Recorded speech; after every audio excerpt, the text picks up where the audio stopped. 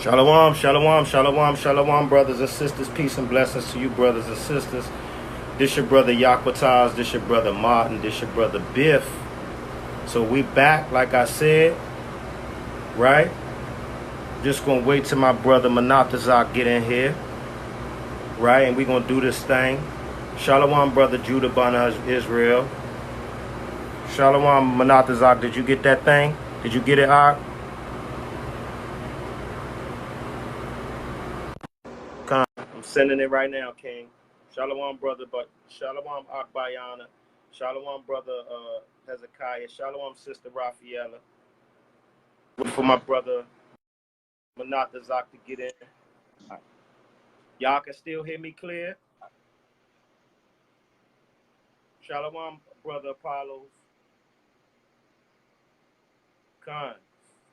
So is it clear? Is it clear and not distorted? It's got The brother Hezekiah said my phone a lot louder, so I just wanted to make sure it's not distorted on y'all. So Shalom, go ahead, Manatazak, go ahead, start it off, King. It's a little bit of delay there, man. I don't know. Khan, that happens. That happens during the live. Let me turn off my ear because I can't hear too good. So let me go ahead, hold on, slack it, but go ahead, I hear you, King. Go ahead, do what you do.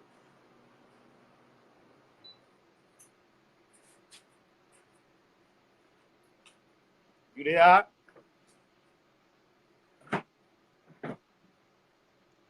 Okay, Khan. First of all, my name is Manatazak, HOIDC. Khan.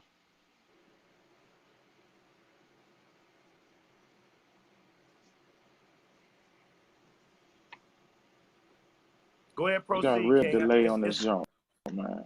Khan, it's a delay, but go ahead, proceed, King. Shalom, sisters, Chi. Go ahead, Okay, proceed, Khan. King. So welcome everybody that's on this call. All the Akim and Akwathim. Thanks for tuning in. What we want to do, first of all, what we want to do is a little bit of making people aware of why this even came up. Before we get started, is our goal here is to bring Israel back to itself. Look, it's a heavy delay on this jump. I'm a fall off because I'm on my iPad. I'm on my iPad, so I'm gonna fall off my iPad and get on my phone too, and I might clear it up. It's crazy. Khan, you on time. You on the money over here, but I think that's what's going on your side.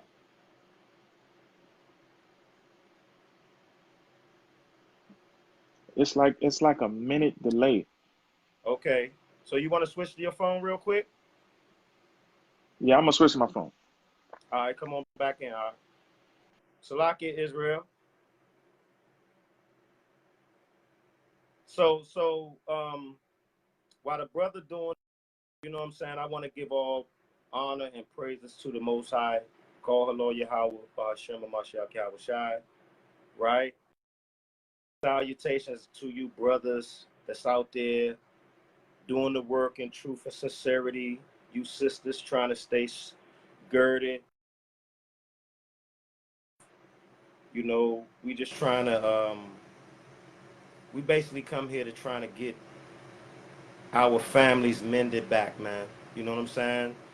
Um, we trying to, we're gonna go through this thing about this order because it's a heavy, and we understand it's the curses, but we have to touch on these things because we can say the women is out of order, but the men is also out of order by not being in order, right? The men don't want to gird up. You know what I'm saying? The men is not all, but Us men, we got some decisions to make, man. You know what I'm saying? We gonna serve the woman or the Most High, man. You know what I'm saying? I know a lot of us get into these situations, and we know Esau made these raw situations for us to sometimes be caught up with these women, living with them in a situation where you stuck in a rut. You know what I'm saying? You might be an all right brother, good, cool brother. You know what I'm saying? Stuck in a rut, and then that Eve will have you there, and she will beat on you because she know you in that predicament, and you may not have nowhere to go. You know what I'm saying? Shalom's a one. Salaki Kings.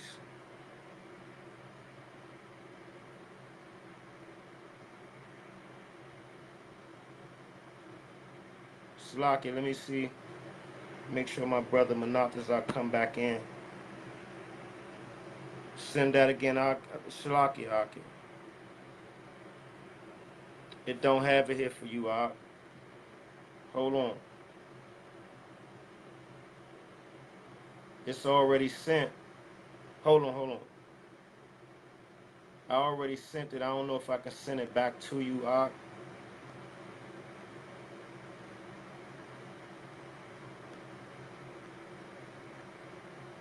It might have to be your other junk, brother. Let me see.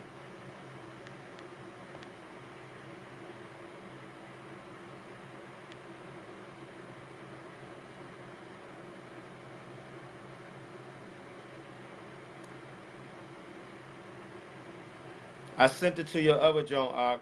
The one I already gave you, I sent it to the Manatazak. I guess they don't let you go in again. So I sent it to your other junk. Can you do it on? Can you come in on the other one, the other account? So yeah, man. Um, like I said, it's just ridiculous situations going on in Israel, man. Brothers calling me, um, and I understand at times brothers get caught in a rut, but us brothers, man, hit the green man to the right.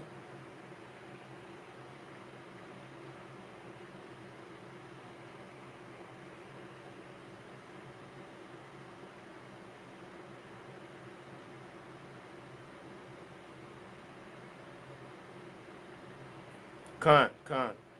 So yeah, like I said, you got brothers. I don't have brothers calling me. Slocky Israel's getting hot in here. I turned the air off. But some brothers calling me, man. And I'm just seeing a lot of activity around Israel. A lot of our women, even in the truth, they getting they getting unruly, man. You know what I'm saying? They getting to the point where they basically like the hell with these laws, the hell with the Most High. Um, but I'm gonna let my brother Manatazak go into what he got to do. Everything good on that side right now, King? Con. You got me clean? Khan, I got you clean. Okay, con. Go ahead, finish up your what you were saying, brother. Nah, brother. I was just trying to make sure I took up the empty space. But go ahead, King. Let's get down to it. Okay, Con, I think he kind of made you all abreast of what was going on in the beginning, but there's some things that I want to kind of bring up first. Let's sort of reiterate. So if these things have already been put out, please forgive it. But we're trying to improve the relationship between us and Israel, man, between the Israel man, the Akim and the Akwakim. This is not to hurt anybody's feelings. It's not to put anybody's business out there. What we're trying to do is get things back in order. Get the man back in order and get the woman back in order as it is written in the scriptures. That's what this is about. The other thing, if the shoe don't fit, don't buy it. We don't want nobody getting upset or mad.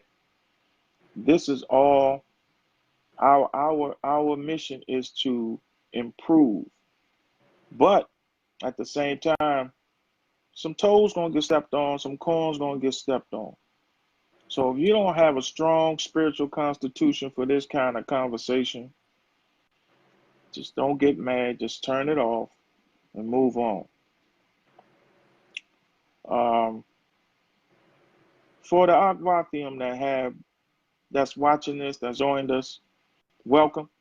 But if you have children in the room, you might want to get some headphones on so that they don't hear the conversation, or uh, get to a place where you get a bit of privacy, because the conversation might get a little heated, and we don't want the little babies to hear no profanity or nothing like that. So without further ado, we about to put the brother, the captain, the mighty brother of HOI on the hot seat. I got a couple of questions here that I want to ask him. Uh, he's been gracious with his time to answer these questions. We want to thank him for doing so.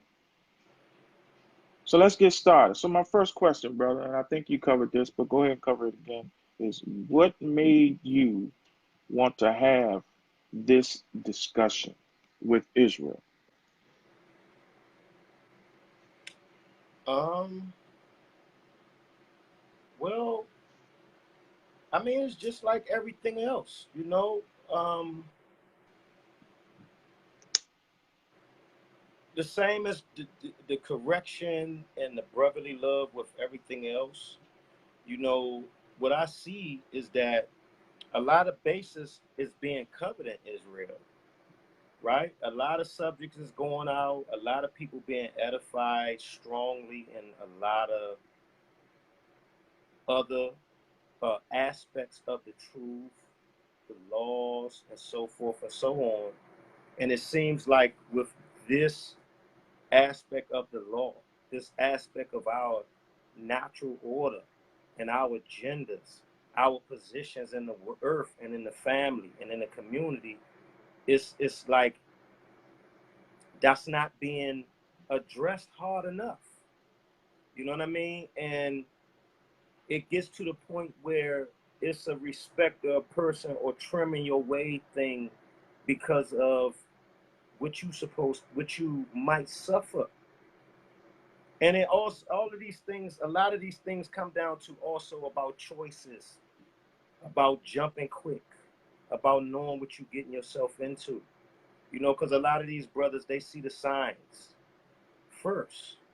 You know what I'm saying? But they be thirsty, you know, instead of really meditating and abstaining. And I wouldn't listen, I don't get into that abstaining stuff with us men. You know what I'm saying? All of that, you know what I mean? Because, you know what I mean? We hunters, man. You know what I'm saying? We like women, but it's a natural order to things, man. And it's not being addressed. And I don't know if this been going on before I came into the truth, but I'm starting to see a lot of women supposedly in the truth with dresses on. And mind you, this is not for me to call sisters out, but I'm a real person that I can read spirits. You know what I'm saying? I can read the spirit. I can read the countenance.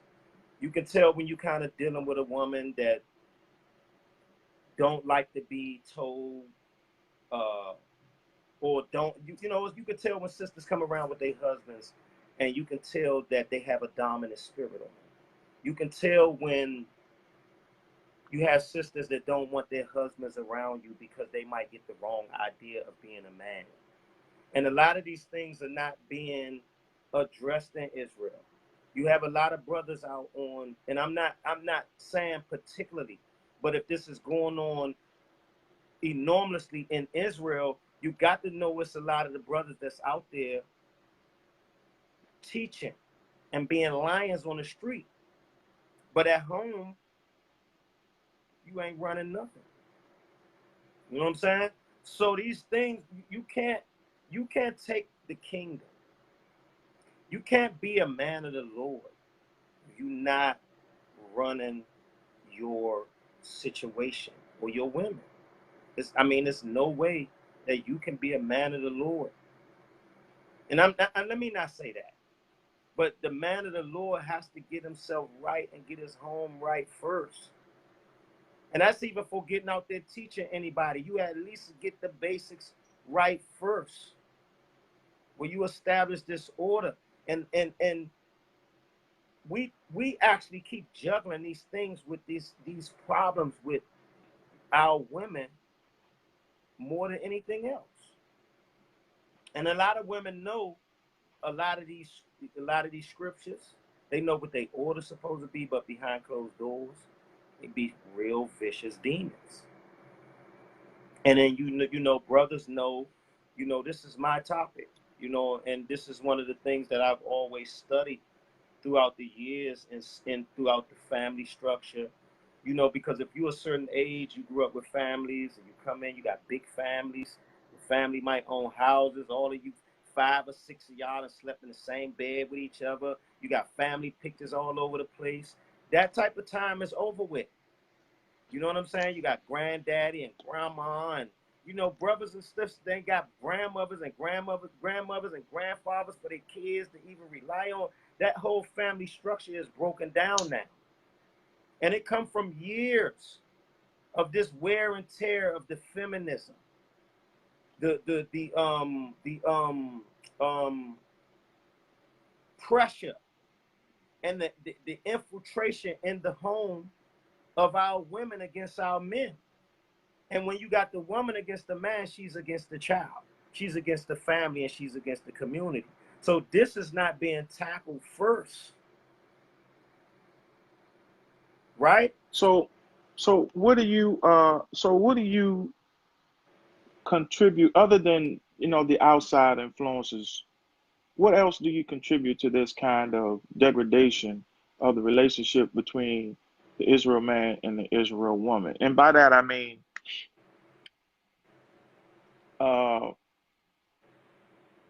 are there any things within the family of the woman or the family and the man that can contribute to the degradation of that relationship that may bleed over into the relationship of them, or unresolved issues in the family? And how do they correct those? You meaning what? Either that one, whichever spouse have. So What you mean? let me give you an example. Like, um, let's say the woman comes from a household where the mother was dominant, and the mother was a Christian or Baptist or whatever, Gone. but she was the dominant person in the house. Gone. A woman growing up in that household is going to pass that on to her daughter, or even to her son. Right.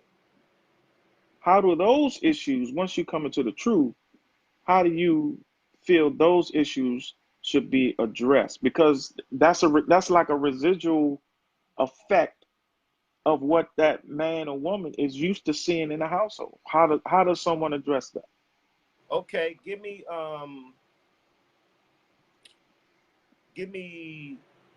Ezekiel 16:44, right? And after that, go ahead. I got you. Give me Ezekiel 16:44 first. Okay. Since you said the woman, and this is for you men, you know what I mean? Because when you're dealing with a woman, you can tell what you're dealing with, man. You know what I'm saying? You can tell what you're dealing with. Us men, we done been around women. We know the characteristics. We know the women in our families. We know the women's in the hood. We know our grandmothers. You know what I'm saying? This stuff is age old. You know what I'm saying? We watch a lot of our grandfathers and uncles go through it. We watch a lot of these women be certain ways, and our uncle be sweet, and or the men around us be sweet and give up their manhood, right? So give me Ezekiel 16:44, King. This is the book of Ezekiel, chapter 16, verse 44. Constant. Behold, behold, everyone that uses proverbs use this proverb against thee, Read that over again, King. saying, Take your time. Read it Khan. over again. Take your time. Khan. This is the book of Ezekiel, chapter 16, verse 44. Come on. Behold, everyone that useth proverbs shall use this proverb against thee. Now check this out. Ezekiel is saying, check this out. Behold, that's what check this out. Peep this. Everyone that use wise sayings shall use this wise saying against our women. Right? Go ahead. Saying, as the mother, Read it over as again. is the mother, Uh-huh. so is her daughter. So the scriptures is saying, just like the mother is, that's just how the daughter is going to be. So us brothers understand that. We see that all the time, like I said, in our families, in the neighborhoods. We the ones understand this structure. And there's no disrespect to the women, but the women deal with feelings. Us men are more logical. That's why we the security and the covering, right? Give me Sirach 6 and 7, King. And this is the problem right here. This is the problem with our men and our women right here. So this is why we get into these type of issues, including myself. You know what I'm saying? Khan.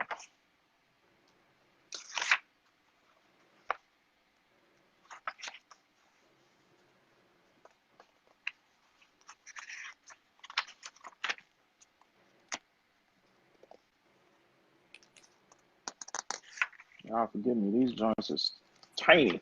These words in this zone is tiny. It's the book of Sirach, chapter 6 and verse 7. Right? If thou wouldest get a friend, Uh-huh. prove him first. So guess what? If you're gonna get a friend is family, right? That your wife is family, your husband is family. So if you're gonna get a friend, prove them first. Right? Go ahead. And be not hasty to credit him. You see that? Don't be hasty to credit them. Or just because the woman talking sweet to you and she gave you that box and y'all got you on the phone with her for the 2 or 3 days in a row, and then the nigga talking sweet stuff to you and you fall for it. Oh girl, he told me I'm the most beautiful thing I seen, and he's seen in a minute, and this and that, and I'm unique. Go ahead. Verse 8. For some man is a friend for his own occasion. There you go. Sometimes niggas just want that box, sisters. And sometimes brothers, sisters want to feed. These vipers want to feed off of your spirit because they finished in the street. And guess what? They get with you. They play a role. They act a certain way, right? You don't know nothing about their past. So they come in, you think you're dealing with a upright, and I ain't gonna say an upright sister, but a sister that's in her repentance stage, and she having this and that, and it's a whole damn shipment container of skeletons falling out of that joint. I ain't gonna say a closet of skeletons. I'm gonna say a shipment container of skeletons falling up out of that situation right there. You know what I'm saying? And then once you deal with her, she understands that us men, we bite down on each other when it comes to the law. We critique each other. We scoff each other. Us niggas give each other the pressure when it comes to this truth. Doctrine, law, and nigga, you got mixed fabrics on, and the woman get the dog you niggas out. Right? Go ahead. God. For some man is a friend for his own occasion. That's right. They only there for what they want to get out of you. Go ahead. And will not abide in the day of trouble. And guess what? They're not going to be there when you're going through something. They're going to show you their true colors. Go ahead. Verse 9. And there is a friend who, being turned to enmity and strife, will discover thy reproach. And guess what? That's a lot of you wicked ass vipers. Because let me say something. If a man go out and tell his woman secrets to just shame her, he's a bitch. Because the men don't get down like that. But a woman, when you turn to strife and enmity, when you and your man having problems, or you got a situation with the nigga where he tired of your junky, whorish, vicious, bulldogging ass mouth and attitude, after he done took your junkyard dog ass in, and he trying to overlook your issues, you want to keep downplaying his manhood while he trying to get himself together. You keep want to downplay his manhood while he can't get a job. You want to downplay his manhood. You want to talk all type of garbage to him. You know what I'm saying? You want to mock his God by not submitting because you really a demon and you don't care nothing about the Most High. You know what I'm saying? Go ahead. Verse 10. Again, some friend is a companion at the table. Yeah, when everything going good. Some friends is companions at the table. They break bread with your ass quick. Go ahead. And will not continue in the day of thy affliction. And guess what? You got a lot of women say, I can do bad by myself, girl. I don't need no broke ass nigga in my house. This is my shit. I the one get out there. And guess what? Your dusty ass the one they giving the jobs to. And they fading them in out. And you know it. And you use it as your advantage. This is my house. This is my shit. And you try to treat the man like a damn 4-year-old boy. You know what I'm saying? A real woman gonna take her money and raise her man up and know what his skills is. That's what a bad bitch is. All you women talking about bad bitch and this and that. That's what a bottom bitch is. Y'all like all this slick garbage. That's what a virtuous woman is. And we get into them scriptures. We get into the virtuous woman scriptures. We gonna slice every single thought or imagination you sisters had that you thought was built up on some womanhood garbage. We're gonna slice every idea you had and thinking that the man supposed to get out and die in the goddamn cotton field for your junky ass. While you give him a goddamn heart attack and a damn aneurysm. And the nigga died at 23, leave a damn life insurance for your ass, got 6 kids, and then you 80, 90 years old. And I had a slew of niggas after he dead. And I killed niggas after him. I see it all the time, man. Go ahead. Verse 11. But in thy prosperity, he will be as thyself. And guess what? When you got that money, nigga, your woman to take, or you dealing with all type of different women, and you taking trips and going here, nigga, you ain't got no money, you can't do nothing.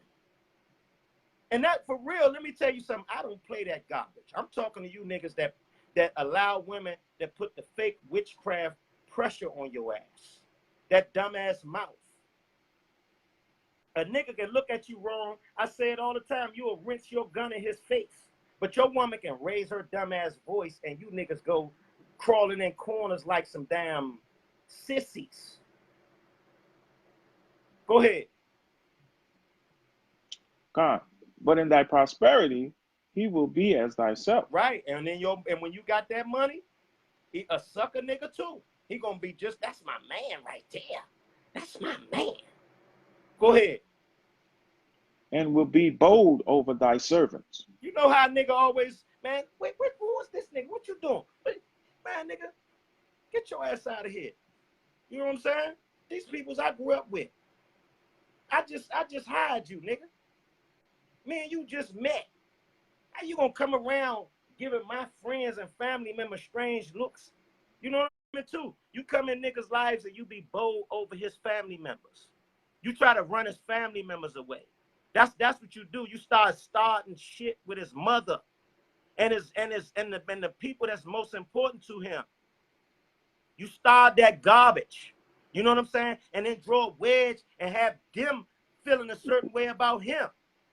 So when he off in the corner with your junky ass, he don't have nowhere else to go. He done burnt his bridges with his family members and his friends talking garbage. Go ahead.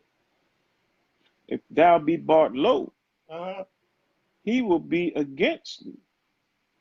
Right. He gonna be against you. So this is what we was just talking about, like when you was just saying about the woman being unruly because her mother, so forth and so on. Us brothers understand this basically. If you don't know these scriptures, you understand this. I see that out they kick people off. Come on. Yeah. So go ahead, kid. He will be against thee, Right? and will hide himself from thy face. That's right. You're not gonna see their true colors. They're gonna be against you secretly. Right? Go ahead. Separate thyself from thine enemies. So what you supposed to do with an unruly wife? Separate thyself from thine enemies, Uh-huh. and take heed of thy friends. That's right. You're supposed to do that same thing with your wife or your husband. And guess what? For real, sisters, you get with that husband, most of the time your ass can't separate because you bound by the law. You his property. You know what I'm saying? So that's it, Ak. You got something else? Come. So that pretty much covers what that one. Here's the other one. Damn, it's hot since I turned that air off. But you know what? I'm going to brave this heat for Israel. To hell with that. You got some water? I'm good, King. Go ahead. Let's rock and roll. Okay, come. This is the second one. Do you think women are aware of their role in a relationship? Do you believe women are aware of their role, be it good or bad, in a relationship? Their role as far as what, King? Well, their role as being a damn demon, because some of them believe that's their role, is to push a man and see a lot of what society puts out there. People don't understand that because this place is given into the hand of the wicked. It's been flipped around. Wicked people are ruling now. So everything that you think is normal really isn't normal when you get into the scriptures and to the law. Okay. So a lot of what women think is normal is madness. You know, push this man, you gotta push this man to do shit, and the guy push. So a lot of them have these preconceived notions about relationships that are messed up, and they think it's normal. So that's what I'm saying. Are they aware of their relationship, Are they aware of the of things? their role in a relationship? Salaki. Con. Yes, brother. You know what I mean? Accountability is what I'm saying. Are they accountable? Salaki. Are they? What you mean? Are they accountable? Are they aware that they supposed to hold themselves accountable? Well, that's a better way of putting it. Salaki. Yeah.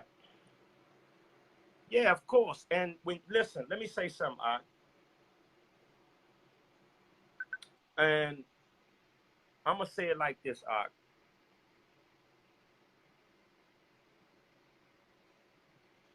when you say something to a woman, right, about something that she's doing or something that you're not pleased with, and she automatically come back with a reaction. Well, you doing this, or she don't even think about what she's saying. What that is, that's a demon.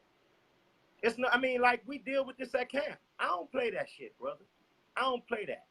I'm not going to be dealing what I deal with at camp in the world. I'm not going to be dealing with my woman, brother. You know what I'm saying? And these women, they got all of these things about you supposed to love a woman like this. You supposed to treat the woman like you don't. They know they role, brother. When you hit a woman, they call you a bitch because you hit a woman. Oh, but I thought niggas ain't shit. Niggas weak. And you But when a nigga break your teeth, he's a bitch because he hit a woman. That tells you that she understands that she's not equal to a man. That tells you that she's a demon and she's riding Satan's coattail. Because the woman don't have no structure. She'll come out of her mouth with whatever she feel and invent a damn situation that is, you ain't no man because you ain't do this. You ain't no man because you ain't wash my socks like this. She'll create shit. And you listen, you don't see another woman on the face of the earth call herself a strong woman. We're a strong Chinese woman. We're a strong white woman. We're a strong East Indian woman. We're a strong African woman. But we got strong black women though. Right? And then you got this damn gay movement with our people, Ak. But you got our women, when our boys act like boys, they want to give them drugs to pipe down. Young boys be all over shit and knocking stuff down in the house and rough, and that's what a boy's supposed to do. But nah, the doctor say he needs something to calm him down. He got some type of damn ADHD or some god, and the women fall for that shit all the time. Be messing our sons up. They don't do that with the girls. They don't do that with the girls. So, and then when the boy acting like a boy, you got the man not in there. So the woman, she's the man. She even goes into saying, well, I'm the daddy and the mother too. Imagine a nigga saying something like that. Nigga, you gay as hell. Who the hell says the craziest garbage our women, nobody on the earth says the garbage our women say out of their mouth. And the stuff they say is just to dominate and crush your nuts. Because they don't talk that garbage to the herbs when they walk in their store. Say, hi, hi. They don't say that garbage to they Edomite supervisors and all of that. They be telling their ass go get them donuts and coffee, but they won't make your ass a damn turkey sandwich. You know what I'm saying? These Eves, they wicked as hell. They don't say that when you a bum ass nigga, but like we said earlier, you go to a damn government building and then you see a damn 300-pound sister sitting there looking at you like, nigga, who is you? With the mean mug face and all of that. Like you men faded out. Get your ass out of here. And with her big sloppy ass gonna secure, she ain't even gonna be able to get up out of that chair when somebody come up in that government building. But she looking at you all aggressive and stuff. Like she don't know. She looking at you like, yeah, nigga, we took your jobs. And we know what the system doing to your ass, and we gonna keep this our kingdom.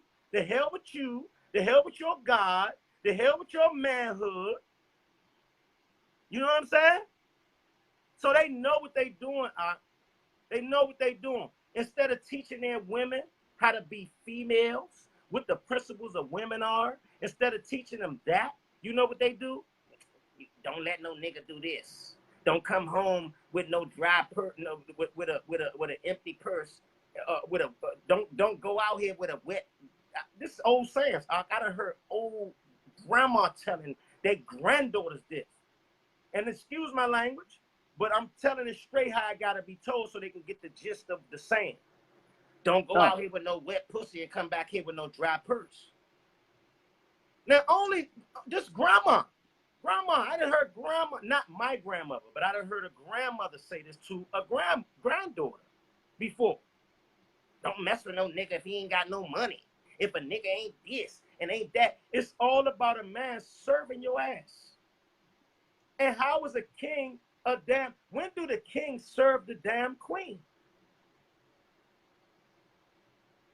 And it has your disgusting ass acting like a queen. You can't even, the man can't even get his victuals together to get service for your dusty ass. Because you keep wanting him to be the damn servant. Dust bucket ass. Go ahead. See, we had this conversation out, right? I'm going to reiterate what I said the last time. I don't think you can indict every woman Con.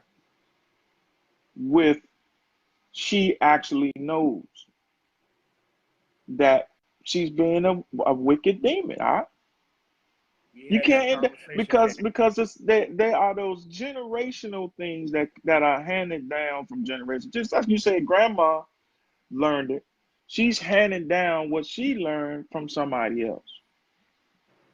So it's not it's so the knowledge of order dissipates after a couple of generations, and they just keep handing it down and handing it down and handing it down. So all women don't. I ain't gonna give it to all women that say they all know. I don't know. I don't know. I don't know if I can give you that one right there. I mean, you sensible brother. You got to know you wrong as somebody at some point. When you just a damn live wire and your life is just full of trouble, you can't keep no man. It's always a situation. You always say, hey, motherfucker, they got me fucked up. I just see females like that all the time. And you can't They tell blame me it on the nothing. man though. Huh? They blame it on the man. They blame it on the man. They Right. blame the reason they can't keep a man on the man. Right. Right. But they don't blame it on grandma teaching them to be a whore. Right. You understand? Right. But listen, when you do something even to react to what she did, she know how to point out your shit and then make it a whole big thing to cover up hers. So what I'm trying to show you is the demonic serpent spirit of Eve. This is what Eve learned from the serpent in the garden, King. So when you're being deceptive, you understand that you are being deceptive. That's why it says, what's Proverbs 23:27. A whore is a deep ditch, and a strange woman is a narrow pit. That's a trap. That's a trap. I'm not saying you wrong. I'm just saying they all don't know they wrong. That's I mean, my point. What is the Most High going to do to them, whether they know they wrong or not? It's like the police. Ignorance of the law is no excuse. Give me Isaiah 32:9, King. Okay. And I got something else for you to grab, King. Matter of fact, just hold that for 1 second, King. Hold that for 1 second. Okay. Give me Isaiah 3:15. And let me show you something. A lot of people don't even bring this scripture out when they read the scriptures, three scriptures above. They don't even understand. I use this as a precept for the heathens, but just talking about our women. Just talking about our women, King. Isaiah 3:15. Come. It's the book of Isaiah, chapter 3, verse 15. What mean ye that ye beat my people to pieces? What mean ye that what? That ye beat my people to pieces. And grind the faces of the poor. And it's saying, what mean ye that you beat my people to pieces and never let up? And you constantly grinding, you never let up on oppressing the poor. Now this is Isaiah 3:15, right? It said, Right, what mean ye? Who is the ye, King? Go up to verse 12. Us. Go up, no. What mean ye that ye beat my people to pieces? Go up to 12. We're going to see who it's talking about. Verse 12. As for my people, children are their oppressors. And we got these unruly children out here, right? Go ahead. And women rule over them. And who? Women rule over them. And who?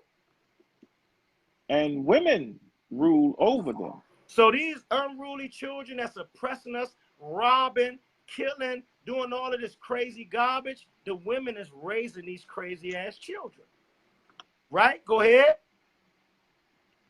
O my people, Mm-hmm. they which lead thee Uh-huh. cause thee to err, So it's the women that's leading our children and causing them to go off. Right? Go ahead. and destroy the way of thy paths. What are they doing? Destroy the way of thy They paths. destroying the natural order of things. Now go back down to 15, King. God.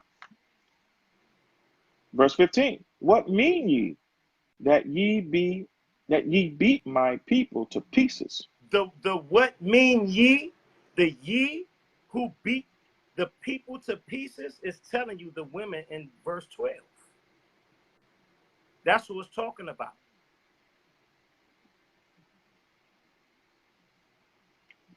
You know what I'm saying? I'm not disagreeing with you. Con, I'm just saying a lot of it is generational. go to 32 and And 9. Go to 32 and 9. I hear you. all I hear you. When a man, right, listen, let me say something. When a man now, doing wrong to a woman, everybody hold him accountable, King. And the women, right? people always saying women smarter than men. Oh, so now women don't know what she doing? Now we gonna start calling you out since you the smartest. You smarter than men and niggas dumb. And nah, since you the geniuses, you need to be held accountable, scholar, genius. You smarter than a man, so you supposed to know what you doing. Cause niggas dumb. We unaware. We unaware as hell. That's why we sitting here complaining about the garbage. Cause we unaware. Go ahead. It's Isaiah chapter 32 and verse 9. Uh-huh. Rise up, ye women that are at ease. Rise up who? Ye women that are at There ease. you go, King. The Most High is telling them, look, raise up, stop being comfortable. Rise up, stand up on your feet.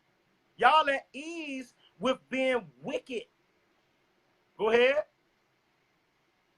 Hear my voice. Go ahead. Ye careless daughters, give ear unto my Hold up. speech. There you go. That's the problem right there, King. That's the problem. Our daughters is careless. I don't care. Nigga, I don't care. Get out my house. I don't care. Nigga, this my money. I don't care. Take them pants. I just bought them pants. Them mine. Take them pants off, nigga. Rise up, ye women that are at ease, ye careless daughters. They know what they doing, King. Go ahead. Give ear, give ear unto my speech. Uh-huh. Verse 10. Many days and years shall ye be troubled. The Most High has got them down pat. That's why our women having the issues they having because they hate the rightful order. And every other nation is in order. You don't see the Arab women operating like that. You see them dressing in order. You don't hardly hear their mouth. And that's not saying they got to be damn quiet because they talk amongst themselves all the time and laughing. But they don't be operating like, I'm out in the front. Fuck y'all niggas. This our movement and we taking over everything. Because y'all, you can't go nowhere without your kings. Listen, like we'll get to that. Go ahead, King. Go ahead. Um, verse 10. Many days and years shall ye be troubled. So the Most High said, many Careless days, women. ye what?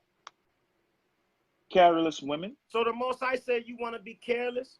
Many days and years you should be troubled. That's why you got a lot of our women. They got 5.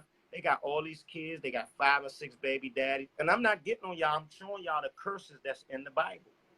This is what we going through as a nation. Right? That's why you got men. A lot of times we having these women with these children. It's not that men don't want to take care of their children. It's just that women, when you have children by men, you think you own a nigga.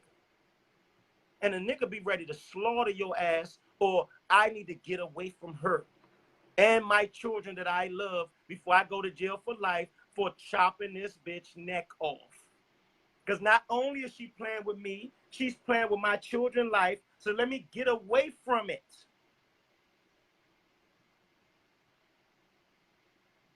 Go ahead. For the vintage shall fall. And the venture shall fail. All of that old stuff that you got, all It's of like them it fell. old ways that you think that I got the job, we getting money, I got good credit, you broke niggas. The Most High said he gonna take that away from you. The venture's gonna fail. All of them things that you look for out of this kingdom, this wicked ass kingdom, instead of ruling your own, that's gonna fail. Go ahead. For the vintage shall fail. Mm-hmm. The gathering shall not come. And that stuff that you wish, that stuff that you dream about the living like the white woman and what she got, and y'all like the stilettos like the white woman and Chanel and all of these crackers and they damn clothing line, and you want to be like the white woman, and then you come to your man with that damn white woman shit. You know what I'm saying? With your dumbass blonde hair looking dumb as hell, and you want to be aggressive and proud, right? Trying to emulate and envying the damn demon, the oppressor, the one who put your ass in slavery and putting your man down, killing your kids, locking your damn kids up. But you know what? All of that's cool because I got the job and I can say, fuck these niggas. Go ahead. God, verse 11. Tremble, ye women that are at ease. Because the Most High said, tremble because judgment coming. That stuff that you think that's coming, or you're going to get out of this kingdom, it's going to fail and judgment coming. The Most High said, tremble. Be scared. Go ahead. Because you're going to get, that wickedness that you think you're getting away with, it's payback for that. It's judgment for that. Go ahead. Tremble, ye women that are at ease. Mm-hmm. Be troubled, Mm-hmm. ye careless ones. There you go. He repeating it again. Go ahead. Strip you and make you bare. And that's what's going on right now in the earth. Just like the so-called oppressor, he can't hide himself no more. He can't hide his tactics. The Most High is exposing you sisters. The Most High exposing all of your tactics. All of that stuff you doing is been recycled over and over again. All of the stuff you doing to the men, the Most High is exposing you. And I say, you women, you proud. That's why I say, tremble, ye women out at ease. Stand up on your feet and rise up, because no other nation respect y'all. You think you getting respect and the jobs? They don't. When they taking your men out and they giving you jobs over them, or they giving you opportunities over them, they actually chopping your head off, because your man is your head and your security. So when they done took your man out and y'all got all the jobs and the money, all they gonna do is whore y'all out and ravish y'all. You ain't nothing but spoils of war there. You spoils of war now. You ain't nothing but whores and spoils of war. And that's why they portray y'all in all type of advertisement, beauty products, all on buses and billboards. All y'all, they be having y'all naked. Basketball wives, hood rats, bulldoggers. That's why the Most High said tremble, and you like to be promoted like that. Damn Nicki Minaj and Anaconda talking about rods. You know what I'm saying? Damn Cardi B talking about how she set niggas up and drugging them, and then having trannies and threesomes with damn trannies. Even though I know it's the judgment of the Most High for whoring our women out like that. But this is what's in the earth today. This is what our women look up to today. Go ahead. Shalakia, real quick. But anytime Esau need a black slut to perform or to act in one of his movies, or act opposite of him, he always get this, one of the light skinned or really bright Eves to do it and slut them out. I forgot this chick's name. She loved these white men, man. She loved Esau. I forgot her name. But every time you see her, she's the bracelet for a white man, right, to slut out. Right. I forgot her damn name, man. Right. But anyway, back to the scripts. Strip you and make you bare. Uh-huh. And gird sackcloth. Uh-huh. upon your loins. So the Most High said, prepare for mourning, sisters. You proud, haughty sisters, right? Prepare for mourning. Go ahead. They shall lament for their teats. You're gonna cry. You're gonna cry for the teats is the little children. That's who the teats is. You're gonna cry for the little children that you destroy. Go ahead. For the pleasant fields, Uh-huh. for the fruitful vine. Uh-huh. That's our bloodline, our children. Our children destroyed right now. Go ahead. Verse 13. Upon the land of my people Uh-huh. shall come upon thorns and briars. That's right, because we just read it. We just read it that children are their oppressors and women rule over them. So them thorns and briars are them oppressive ass children that's raised by the women. Go ahead. Yea, upon all the houses of joy Uh-huh. in the joyous city. Uh-huh. Verse 14. Because the palaces shall be forsaken. Uh-huh. So then the palaces, the power structure is forsaken. The women is forsaken that royal status. Go ahead. The multitude of the city shall be left. Uh-huh. The forts and towers Uh-huh. shall be for dens forever. See that? So it's basically saying that our high status and our royal estate is left vacant because of our women proud. You know what I'm saying? It's left vacant. So that's it. What you got, Manatazah? And I got one more. One more. Well, this is just an addendum to the question I just asked. Okay. Are the men aware of their status in a relationship? Do they know their power? Do they know where they should be, where they should stand in a relationship? Let me say this. Like I said with the women, naturally, you know what you're not doing right.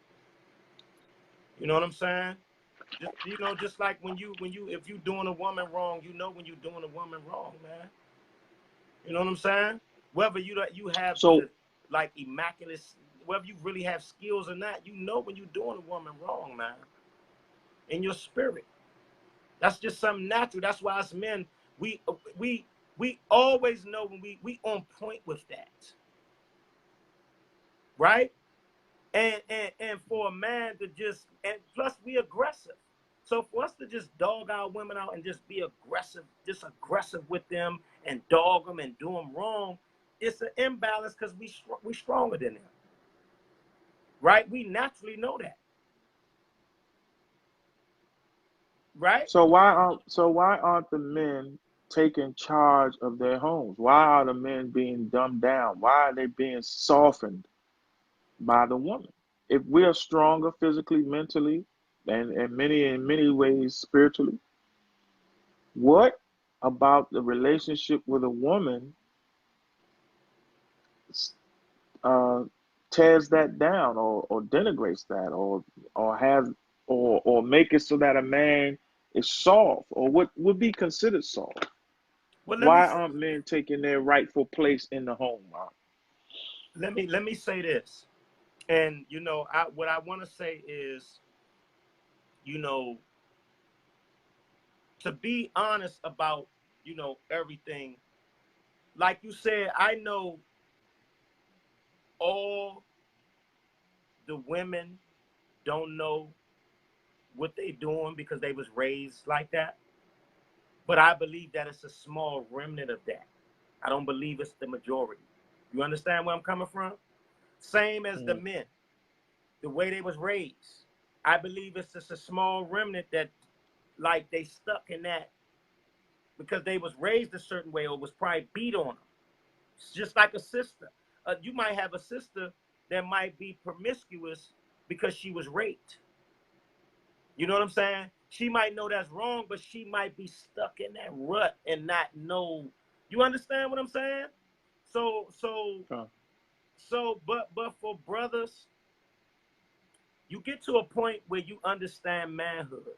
Not manhood, but you understand when you come into a point where I'm a male.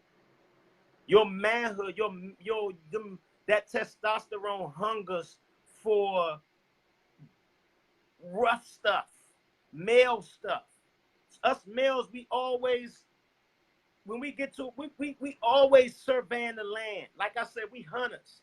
We are not, us males are not made to be, how would I say, supplanted on.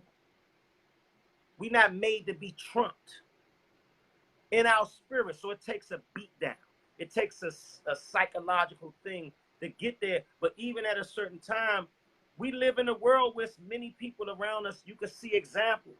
So that's why I say a lot of that is not excuse, because I've seen stuff in my families and in my life, but I take examples from everywhere. Knowledge is everywhere. Mistakes is everywhere. I'm a person, listen, when I see you make a certain mistake, I don't have to make that mistake. Sometimes it's what you call a damn fool. Sometimes you might have to feel that particular fire to know, but if you see it, why go down that alley? You understand? Right. But I do understand sometimes it comes from a lack of not having the skill to to divert from that curse or that generational curse you've been going through. Right? But if you've been out here moving around and you don't take the time to, and like I said, everything's spiritual. The Most High, everything is of the Most High will. The Most High put the spirit on who He want. He put the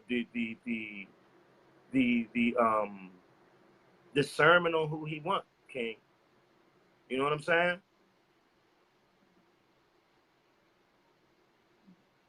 Con. Con. So I got one more, and then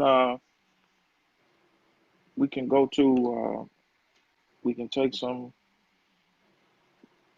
I can't see them. I can't see the comments if Con, they're making any. con. So you would have to field those questions, But and if you need me to get any scriptures, just let me know. yeah, I want Go to, ahead. before you go into that, I wanted to go into some scriptures for the men. You know what I'm saying? Okay, And we'll come. get into some of them for the women.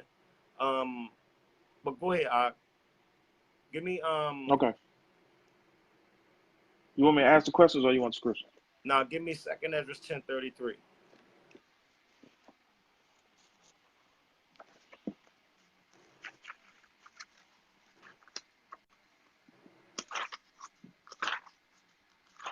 And I mean, we need to get into the order because women, a lot of times they think us men, we supposed to care about their feelings.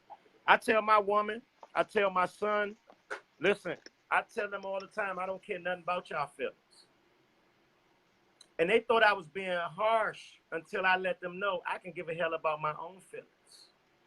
I'm going to serve the Most High. I don't care nothing about I might feel like punching a nigga in his teeth. And if it ain't right, guess where I'm going? I'm going to revert to the laws. The hell with how I'm feeling. So when I say things like that, it's not an insult. You know what I'm saying? It's like direct. It's real. It's not a sugarcoating thing. You know what I'm saying? So give me that, King. This is the verses. This is the book of 2nd Ezra, chapter 10 and verse 33. And this with our men, listen, man.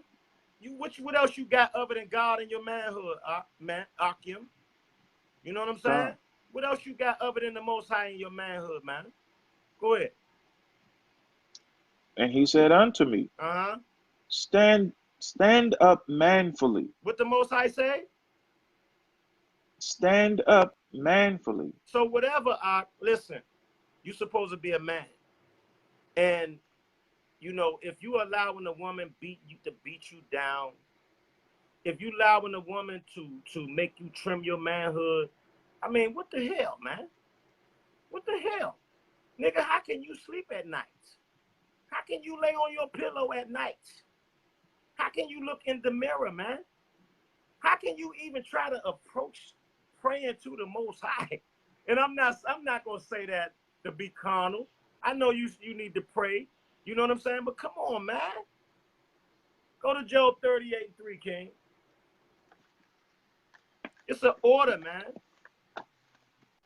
Matter of fact, give me Sirach 33:18. Give me Sirach. Let's cut straight through the chase. And then I want you to get that lamest Bible encyclopedia. Cut through the chase, Sirach 33:18.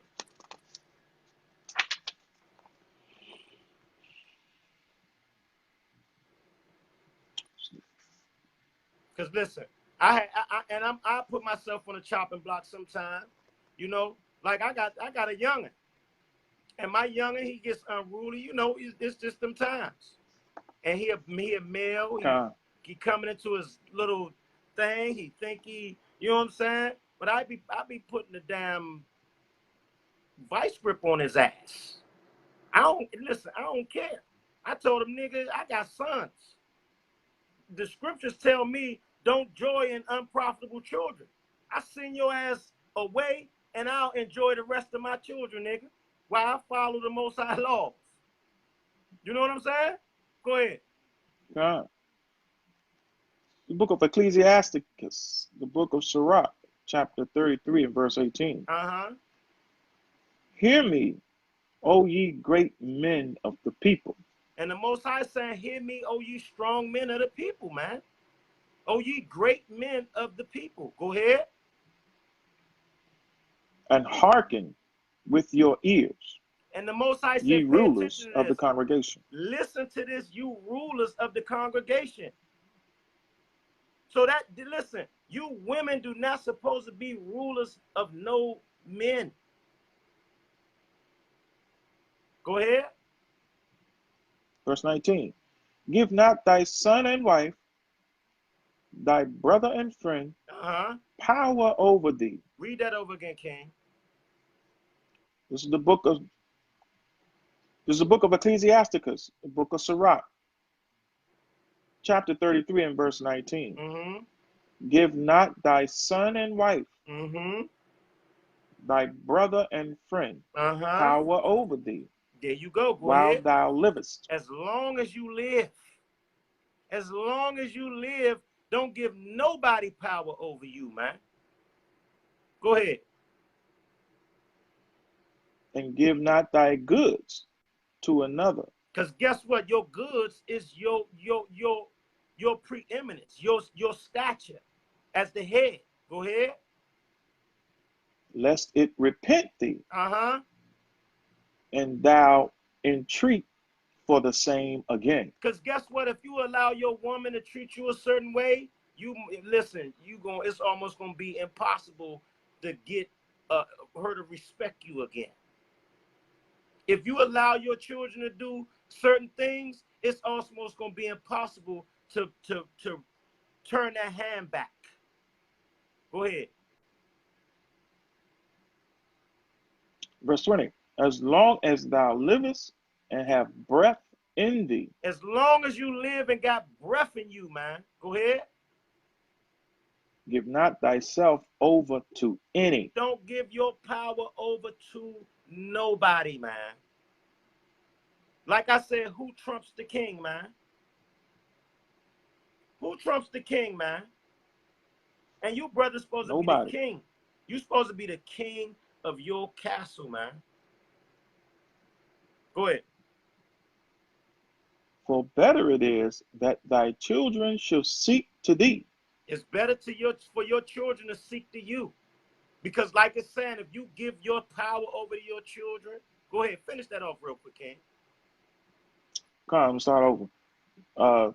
Verse 21. For better it is that thy children should seek to thee than that thou shouldst stand in their courtesy. So guess what? If you sit there and you're a weak man, it's better that your children to come to you for guidance, for strength, instead of you seeking to them. Because you being weak, your son or your children watching you getting pressed out by the woman, or you always being a doormat, and your son or your daughter grow up like, man, I'm not Listen, I ain't operating like Daddy operated. Daddy let Mommy press him out, treat him like a damn puppy dog, and the nigga look like, you know what I'm saying? Look like a clown. Then you going to your thorough ass son for advice. Man, you know your mother, man. Dad, you know what? Y'all don't know how you put up with that. I ain't having that. So it's better for your children to come to you than to you to stand at their courtesy. Go ahead. In all thy works, keep to thyself the preeminence. In everything you do, you stay the numero uno. Like Martin say, uno nuno. Right? Go ahead.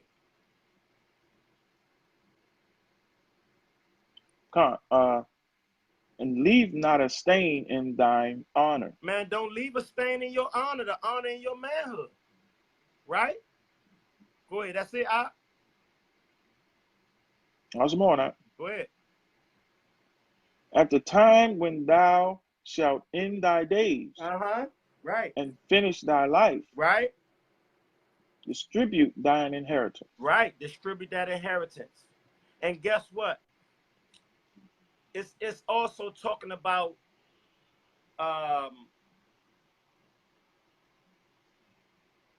your strength, which you left, right, the upbringing that you left with teachings, your children and your grandchildren, the teachings.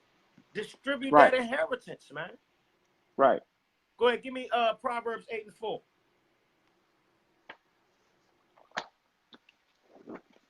Matter of fact, give me 1 Corinthians 11:1. Get the order.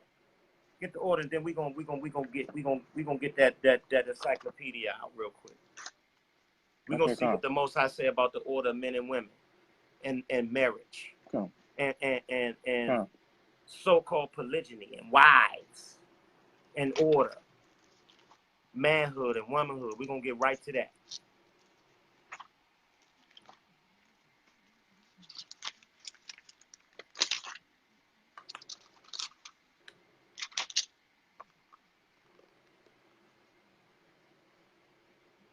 This is 1 Corinthians chapter 11 and verse 4. 3. Every man praying 3. or prophesying. 3. Verse 3.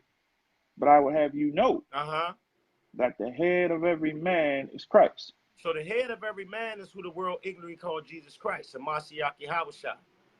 That's the head. The head means the Lord, the leader, or the power.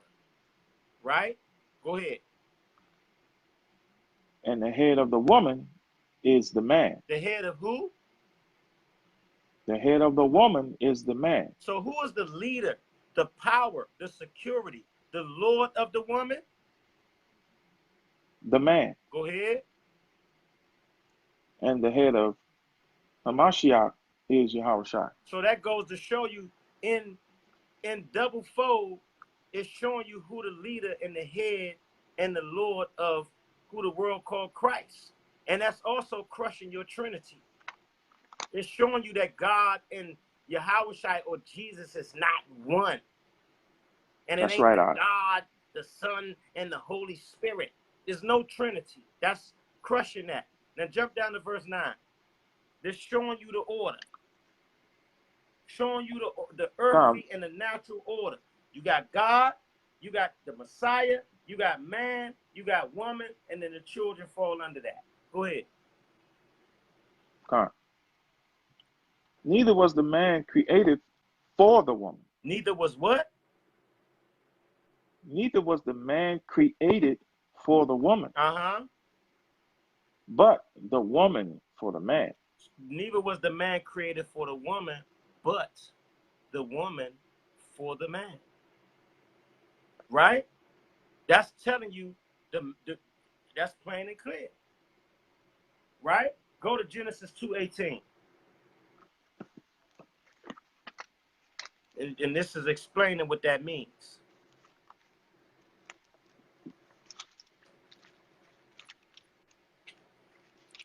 And no matter what the scriptures say, no matter what we bring out, it's some of you sisters out there, you just too bulldoggers and headstrong that you just gonna do your own thing. I ain't doing that. The man, Right. you don't supposed to have multiple wives in captivity. You make up all type of garbage. When all of these culture and the laws, this stuff go throughout generation, from generation to That's generation. right. And in no Bible, nowhere it says we don't supposed to have no other women while we in captivity. Israel is always in captivity. Go ahead. It's the book of Genesis, chapter 2 and verse 18. Uh-huh. And the Lord God said, Uh-huh. it is not good that man should be alone. Hold up. Nah, this is what us men, we getting in our crazy mind that what we say about the women not being equal and them coming from us and them being created for us, this come from our stupid ass mind. Who said it? The Lord God, Yahweh. Go ahead. It is not good that man should be alone. Mm-hmm. I will make him an help meet for him. A what? A help meet for him. No, he gonna make somebody 50-50. I will make him an help meet for him. No, somebody that's equal to him. I will make him an help meet for him. So the woman was put on the earth to help the man, to assist the man. Not talking about this is my money. Fuck y'all niggas. And listen, I can understand if you're a woman and you might not have no man right now. You got your own money. But guess what? Your money don't mean nothing. Because your money got the white man face on it, and he print that shit out right in a damn warehouse. If you ain't got no gold and silver, you ain't got no money. You ain't got no money. So this is where the vintage shall fail, and the women need to rise up that's at ease. Because for real, any resource is supposed to be to work with each other. And that's for you niggas too, who think because you got some money, that money means something. A lot of you niggas suckers with some of that money too. A lot of you niggas effeminate and soft with a lot of with money too. That money don't mean a damn thing. Go ahead. That's it on that.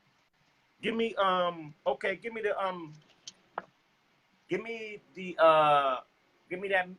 layman's encyclopedia and go to marriage for me, King. Go to the word marriage. Okay. Make sure you show them what we're working with. Matter of fact, I'll show them, and you can show them you got the same jump. See that, y'all? You got the layman's Bible encyclopedia, right?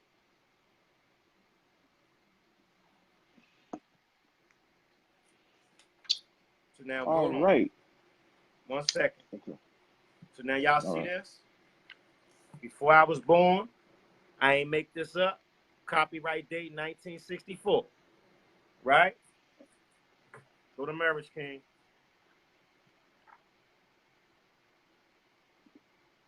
Okay. From the Layman's Bible Encyclopedia, Okay. page 499. Marriage, the mutual relationship of husband and wife. Right? Wedlock, Right? the social institution Uh-huh. whereby men and women are joined in a special kind of social and legal dependence Okay. for the purpose of founding and maintaining a family. Okay. The creation account indicates clearly that the family is the central unit Mm-hmm. in society. So hold up. This is showing you that without a family, you don't have a nation. And everybody, and that's why I brought out Isaiah 32:9, and it says, why rise up ye women at ease, for the venture shall fail. Because your money ain't shit. You ain't building no Right. nation with that. You trying to rub the nigga out of the way. Like that's gonna do something. All that's doing is making you master bed with your money. And listen, I ain't saying it might be sisters out there that got money, and a lot of niggas be bullshit. Excuse my language. A lot of y'all brothers be and sister might be careful with her money. She might be around brothers. There might be a group of brothers. Y'all brothers might be bull jiving. I keep my money to myself too. I wouldn't help you niggas. You know what I'm saying? Go ahead. Because a lot of Well, I y'all read don't, that y'all, a again. lot of y'all not exercising Zephaniah 2:1 and Second Maccabees 1:27 for real. Y'all jiving. Go ahead. Say this again. Read this again. Now go ahead, The start from the creation. creation account. Go ahead. You might stop. Go ahead. My bad. The creation account indicates clearly that the family is the central unit in society Mm-hmm. and that its character and maintenance is determined by marriage. Right. Go ahead. Here, men is seen to be less, Shalaki. Here, man is seen to be less than complete without a helper and companion. Without a what? Helper and companion. So it's telling you the men is the rulers. And we not complete without help. That's why it says behind every strong man, he has women behind him. You know what I'm saying? Because you women make us feel like going out and conquer the world when we got y'all around. Especially if y'all in order and you pumping us up. Y'all our number one cheerleaders. That's right. You know what I'm saying? Y'all make us go out and say, man, I'm gonna conquer this shit. Hey, I got my family. Look at that. My woman got my back. I'm going out and conquer all this shit today. I'm out to bring her back everything. You know what I'm saying? Let me go out here and get these corporations and whatever. I'm gonna get everything. Nigga, sky's the limit. I ain't got nothing to worry about. The wind behind my back. Go ahead. Khan, To bionic remedy is this, that's where the power at in submission. Go ahead. he is given a woman Right. Go ahead. who is created out of something taken from man and Who is dependent upon him. we just read them scriptures. Genesis 2:18, right? Uh uh uh 1 Corinthians 11:9, right? And 1 Corinthians 11:3. She's dependent upon him. He's the head, right? She's taken out of man. Man wasn't created for the woman, but woman for the man. It neither was man made of the woman, but man of the woman of the man. Go ahead. In the Old Testament, it was deemed preferable for a man to choose as his bride a woman not so far removed from his own family Right, because that's when we as was to be unfamiliar or unsympathetic. and that's when we was building our nation before we had a nation. That was our forefathers, Abraham, Isaac, and Jacob, and a little bit before then too. Go ahead. As to be unfamiliar or unsympathetic with the prevailing customs and religious beliefs. Mm-hmm. There were, however, certain close relatives with whom marriage was prevented. Con, that goes and we go into what's that, Leviticus? But go ahead. Mhm. When a marriage was contracted, Uh-huh. the bridegroom paid to the bride's family a bride price. So hold that and give me Sirach 36:24. Read that, grab Sirach 36:24 and just finish that sentence off that you just left. Okay.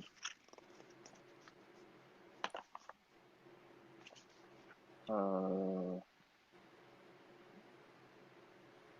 The bridegroom paid a dowry. okay, right.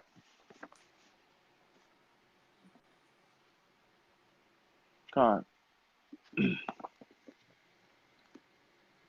When a marriage was contracted, the bridegroom paid to the bride's family a bride price Mm-hmm.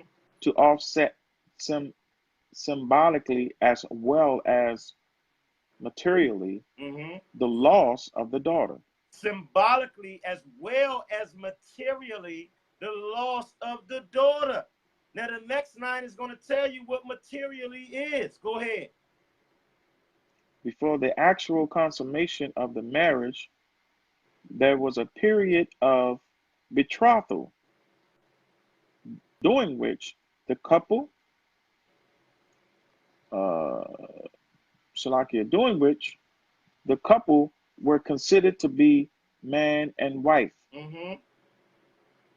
The marriage ceremony itself consisted mainly in the transferring of the bride from her father's house Mm-hmm. to that of the bridegroom. Good. So now go ahead, and the materially what it meant is losing, like daughter with the daughter. This is where you get into giving away the bride. The father giving away the bride. The daughter is the property of the father. Everybody in the house is the father's property. Whether it come to income, finances, or whatever. When the daughters and the sons went out and did work, they brought that money home to the father because that was his money, his property until they get grown out of his house. Until the daughter get married, and this happens. The man pay a dowry, and this happens. Give me Sirach 36:24. All right, hold tight real quick. That's what giving his daughter away means.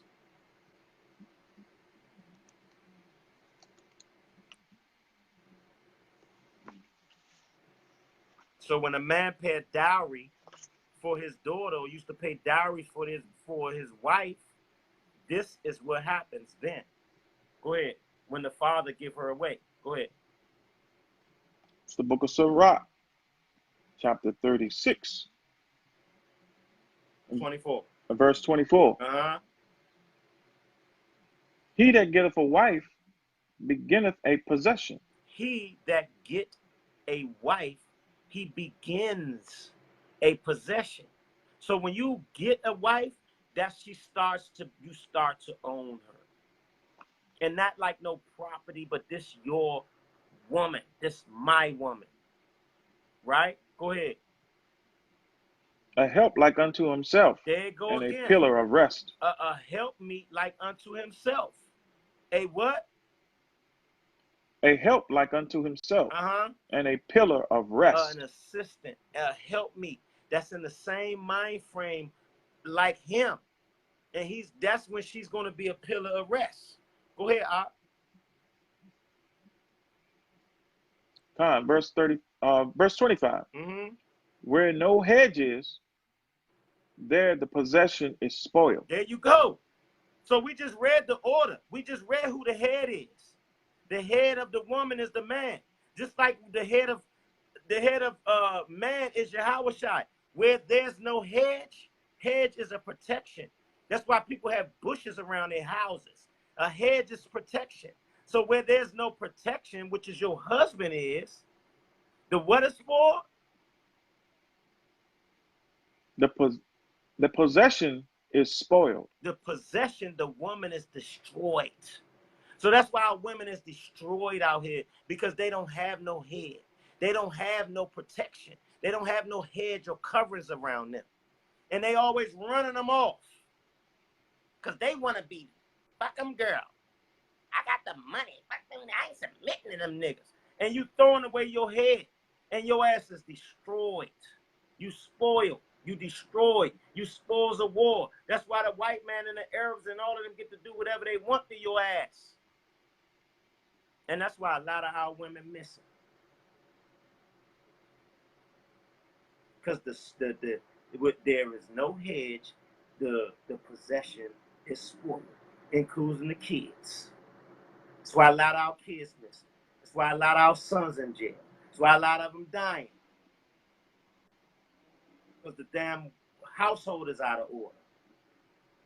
Go ahead, Art. And he that have no wife will wander up and down mourning. There you go, what we just say. A man feel like he can conquer the world, he got that rib. Or them ribs. A man without a wife will go up and down the earth wandering. Nigga gonna be bugged out and lonely as hell. You know what I'm saying? Go ahead. Go ahead back to that, King.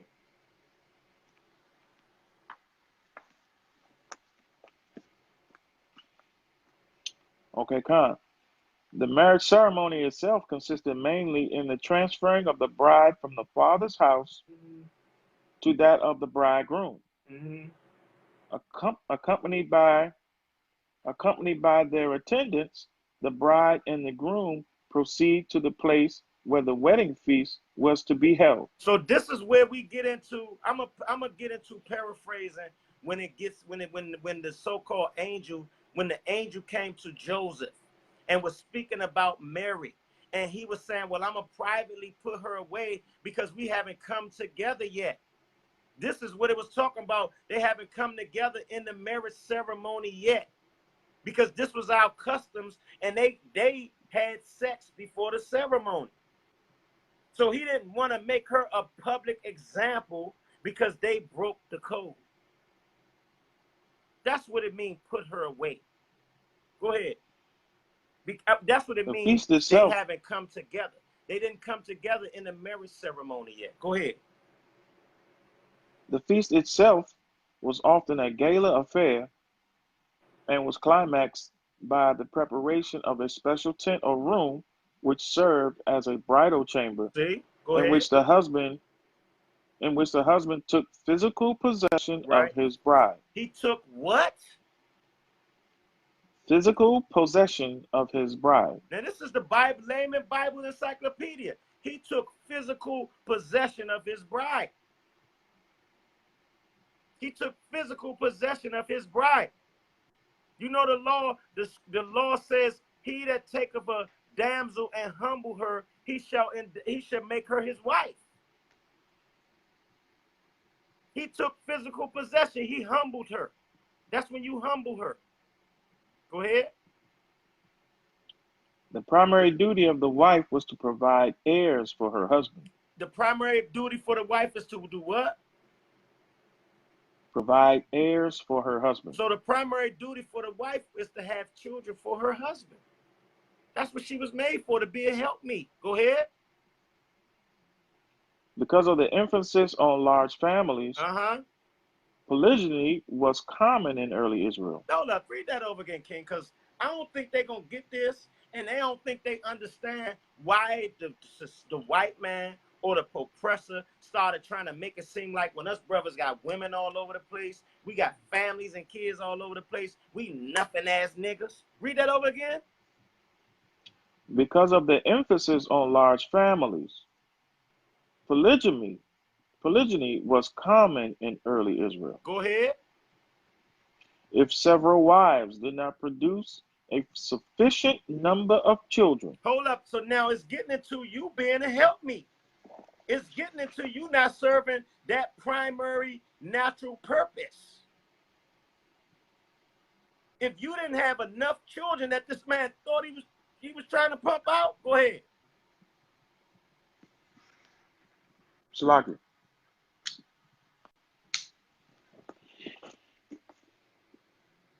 Okay, if several wives did not produce a sufficient number of children, it was not uncommon for a man to take additional concubines or handmaids as secondary wives. There you go. There you go. I know a nigga that got 30-something kids all over D.C. I used to think he was tripping. And he know all his children. I used to think he was tripping. I used to tell myself before I had 3 children by 3 different women, I don't want to be no old baby daddy nigga. Mind rodding you. This whole thing was to make sure They they stop us from having children. They stop us from knowing who we are. The women putting the pressure on us. You can't have no other women and boxing you off with the garbage. Go ahead. The law of levirate marriage was designed to ensure every man of male descendants to carry on his line. That's right. See that? A man always say, that's my seed right there. Any real man, what he's worried about having children, making sure his line continue. That's what a man is really worried about at the end of the day. And raising them seeds right. And watching them growing to the point where they grown and he don't have to worry about them no more. That's what a real man worried about. Go ahead. And even when a man has more than one child, a lot of the anger and resentment is quelled when the man handles it to the point where he brings those women together and those children together to meet one another. A lot of the resentment comes in is when the man try to keep it secret and keep them apart. That's where that resentment comes in. Right. But when that brother say, well, look, this is my seed right here. This is, the woman that I had, this baby with, and all of those children are together. A lot of that anger and resentment women have goes away. Not completely, but right. For the most part, it does. It depends the situation, though. You're right. That's true. Yeah, it depends. Because you got some immature women out here, man. Yeah, and you know what? Us men, and whether you women want to like it or not, and you can fake deny it, us men can love multiple women. That's just how we are. We can. The Most High made us like that. That's why this is explaining what it's explaining. You know what I'm saying? That's why men can fluctuate around different women. And you women can't operate with different men. You wasn't made like that. You know what I'm saying? We the plug, you the socket. That socket get worn out. That socket got to be changed. Your socket can't be changed. You know how the damn plug get burnt out? You keep putting the wrong damn plugs in it and keep short circuiting. You almost start a fire and the little plugs get burnt. You got to change the, hold up, I got to change this jump for a catch a fire. You can't change that box. You can't change your plug. Go ahead. The term levirate comes from the word levir, meaning a husband's brother. The law stated that if a man died leaving no heirs, here we go. Go ahead. His nearest male kin was to take the widow as his wife. If he refused, he was subjected to the general disapproval of the community. Hold up, read that. No, I'll read that over again. So what it's explaining, like if you have a brother, and no matter how many wives you have, and your brother died without having children by this woman, you're supposed to take your own blood brother's wife and impregnate her, take her as your wife, impregnate her, and continue your brother's line. That's how we got down. We would listen. That's why they always talking little stuff like we baby kids and this and that. Listen, the Most High peoples is not a game. We strong in all facets of everything. And the whole thing is trying to work to keep us, to trim us down. And now you women is in the way. In the home and in the way. Not all y'all, I'm just this for, this is healing. This is for. Go ahead. I'm looking for something. Come on, read that again. The term levirate comes from the word levir, meaning a husband's brother. Right. The law stated that if a man died leaving no heirs, right, his nearest male kin was to take the widow of his wife. If he refused, he was subjected to general disapproval of the community. That's right. So guess what? He was rejected. If you didn't follow them laws and them customs, you was rejected. and we was hardcore for them laws, right? So wait, I finished that off.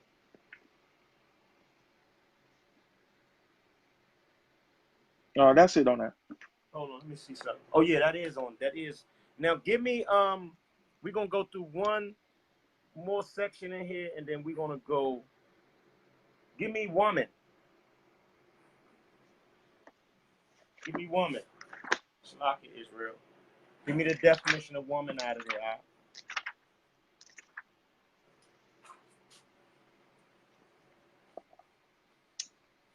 there. Out of the Layman's Bible Encyclopedia, page 880. Definition of woman: an adult female person. Mm-hmm. The social structure of ancient Israel Uh-huh. was patriarchal. It was what? Patriarchal. Yeah. Nowness. Go ahead, Art. That is, the authority rested primarily in the husband and father. The authority did what? Rested primarily in the husband and father. Give me Sirach real quick, King. Sirach 3. The authority rested in the father, primarily the father. The father ran everything. The father is the head. The father is the king. The father is the Lord of the family. The family is the community. I mean, the father is the Lord. The woman is the governor, and the children is the community. Go ahead. I mean, Salaki, the father is the king. The Lord is the governor, and the family is the community. Go ahead. The children is the community. Go ahead. It's the book of Ecclesiasticus, the book of Sirach, chapter 3 at the top. Hear me, your father. Uh-huh. O children. Go ahead. Okay, I'm getting an echo out. Hold up. Slack. I'm getting an echo.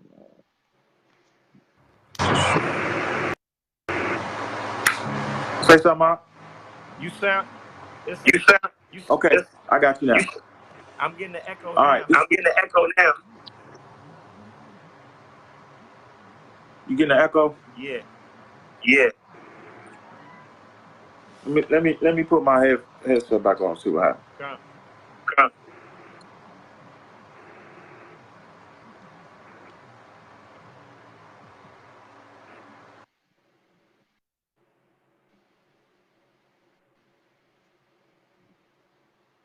Can you hear? You still got an echo? Shalom. You still got an echo? Can you hear me? I can hear you. Nah, it's gone. It's gone. Come on. Con, this is the book of Ecclesiasticus, the book of Sirach, chapter 3 at the top. Hear me, your father, O children, and do thereafter, Con. that ye may be safe. Right? So now listen, it's showing you that the father is the one who give you the skills, who teach you, who's the protector. He's the one you learn the survival skills from. Go ahead. For the Lord have given the father honor over the children. There you go. Go ahead. And have confirmed the authority of the mother over the sons. So the Lord has given the father honor over the children. He's the head of the household, but the mother gets the authority. Right? You got to always respect your mother. She's an authority, but the father is Lord. Go ahead. Whoso honoreth his father maketh an atonement for his sins. There you go. And hey, listen, you brothers and sisters who ever had a stand-up father, or you know that your father loved you or loved you and you're not operating in the order that you know they would want you to, this is a scripture to inspire you to do so. Go ahead. And he And he that honoreth his mother is as one that layeth up treasures. That's right. No matter what, man, honor your mother. Even if she unruly, love your mother, man. Shake the dust. Let mommy do what she do. Still honor your mother, man. Because you wouldn't have been here without your mother or your father. Right? Go ahead. I don't care how rough us niggas is. I don't care how much we in the laws. And your mother wicked. That's still your mother. You just gotta honor her, shake the dust, and keep it moving on your side. Go ahead. Whoso honoreth his father shall have joy of his own children. There you go. Whoso honoreth his father shall have joy of his own children. Because you know what? Your children gonna respect you as the head. You know what I'm saying? You're gonna deal with them. You're not gonna have disobedience issues from your children. Not saying your children ain't gonna be disobedient, but they're gonna honor you. They're gonna honor you like you honored your father. Go ahead. And when he maketh his prayers, he shall be heard. There you go. You honor the head. When you make your prayers, you're going to be heard, because this is the order that the Most High set up. No matter what you're doing in your life, the Most High says respect the order. This is what's coming out right now. Respect the order. That's for you sisters. And you men too, who soft and effeminate. Talking about my father, I ain't never met him. Well, go ask your mother the real reason why you ain't never met your father then. Go ask your mother why you don't really know your father and know the real story, but he was in between your mother's legs and she don't know nothing. She don't know nothing. She can't tell you, oh, I just was a whore for one night. My bad son or my bad daughter. She don't know nothing, and she let you live all throughout your life. I ain't never met my father. I don't know shit. The hell with that nigga. Go ahead. He that honoreth his father shall have a long life. And that is obedient unto the Lord shall be a comfort to his mother. Hold up. Read that over again, King. Read that over again, King. Now, it's the book of Ecclesiasticus, the book of Sirach, chapter 3 and verse 6. Right. He that honoreth his father shall have a long life. So the Most High said, when you honor your Lord, your head, and your leader, when you follow the ranking system, you should have a long life. That's the same way you honor your boss at your job. That's how you niggas keep careers for 30 and 40 years, because you honor your boss, your head in the job. That's how you niggas stay out of jail, because when you get up in front of the court, you put your hand behind your head and say, yes, sir, yeah, yes, sir, your honor. Yes, sir, your honor. You niggas do whatever to stay out of jail, but you don't honor your father. Go ahead. And he that is obedient unto the Lord shall be a comfort to his mother. That's right, because if you honor your father gonna teach you how to deal with women. Your father gonna make sure you honor your mother. Your father gonna make sure you a stand-up man and have that balance. Go ahead. That's what it means being obedient to the Lord, by respecting the order and reverencing daddy as the head. That's what it means by being obedient to the Lord. Go ahead.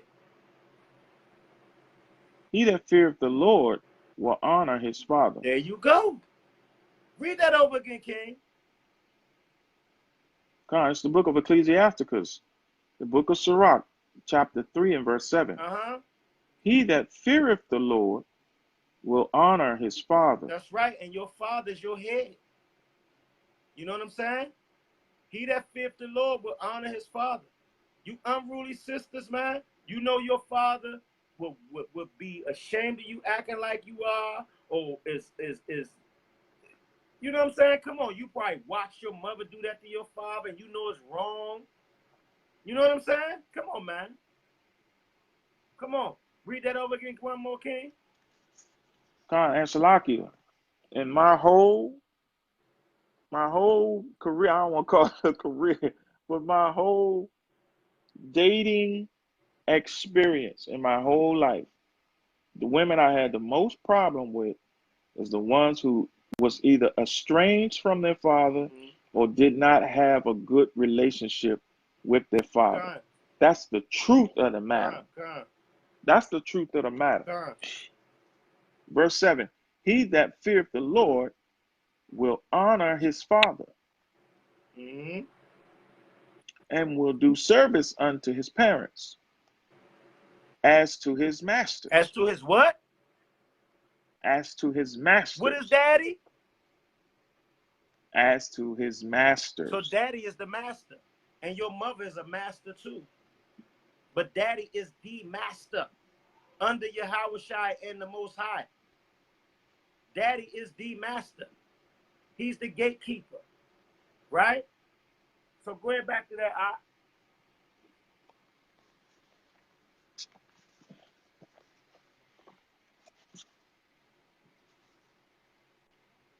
We're back to the Layman's Bible Encyclopedia and the definition of woman.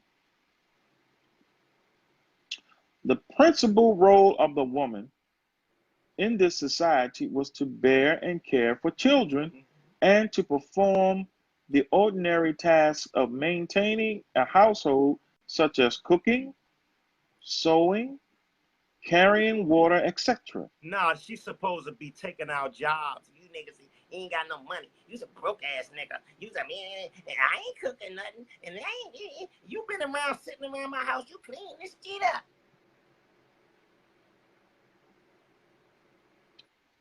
And listen, what this is going into, it's going into the description of what a virtuous woman is. Go ahead. I'll read that again because that's a heavy piece right there. Right.